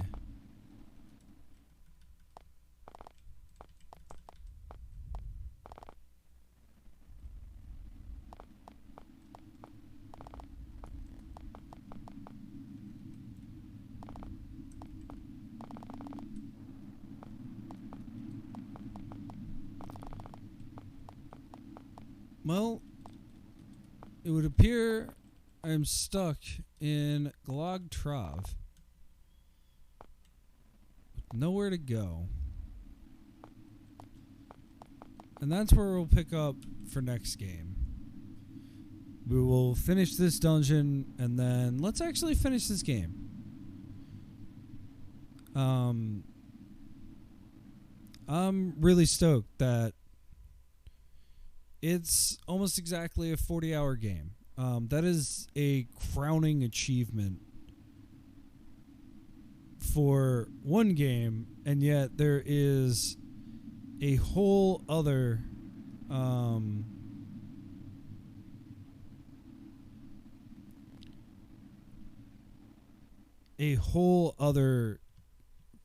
set of quests, a B-side to this game. We're not going to play the B-side on stream. I might play it later. I will need to take a break from this game once we beat it. It's a really impressive feat for one person to... And, okay, I think the total credits are like 10 people, including QA testers. For 10 people to create a 40-hour game, that is super, super cool. It's a little rough around the edges. I don't love that you can get soft locked. I don't love... But, like, on the other hand, because the character editor was built into the game, I don't feel bad about it. So it's definitely an interesting kind of set of trade-offs and set of like design decisions. Especially being stuck right now. I will have to take a look a little bit deeper while this is going on.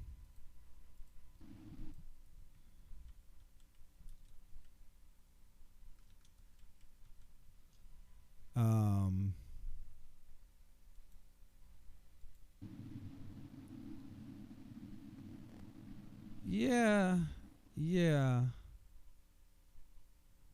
I'll have to take a look. There's quite a bit in here, to be fair. So this is really cool. Thank you all for coming out tonight. Please come out for Text Adventure Tuesday. We're going to be continuing Choice of Magics. That's really, really fun. It's super, super literary. It's a ton of words. And then we're going to be also doing Friday. Still working it out, but it sounds like we might do Immortality. Sam Barlow's latest game. Sam Barlow was the first author that I played on FMV Friday. I played her story, which was mind-bogglingly good. So yeah, check us out on Text Adventure Tuesday or FMV Friday. Yeah, thanks so much for hanging out. We're gonna raid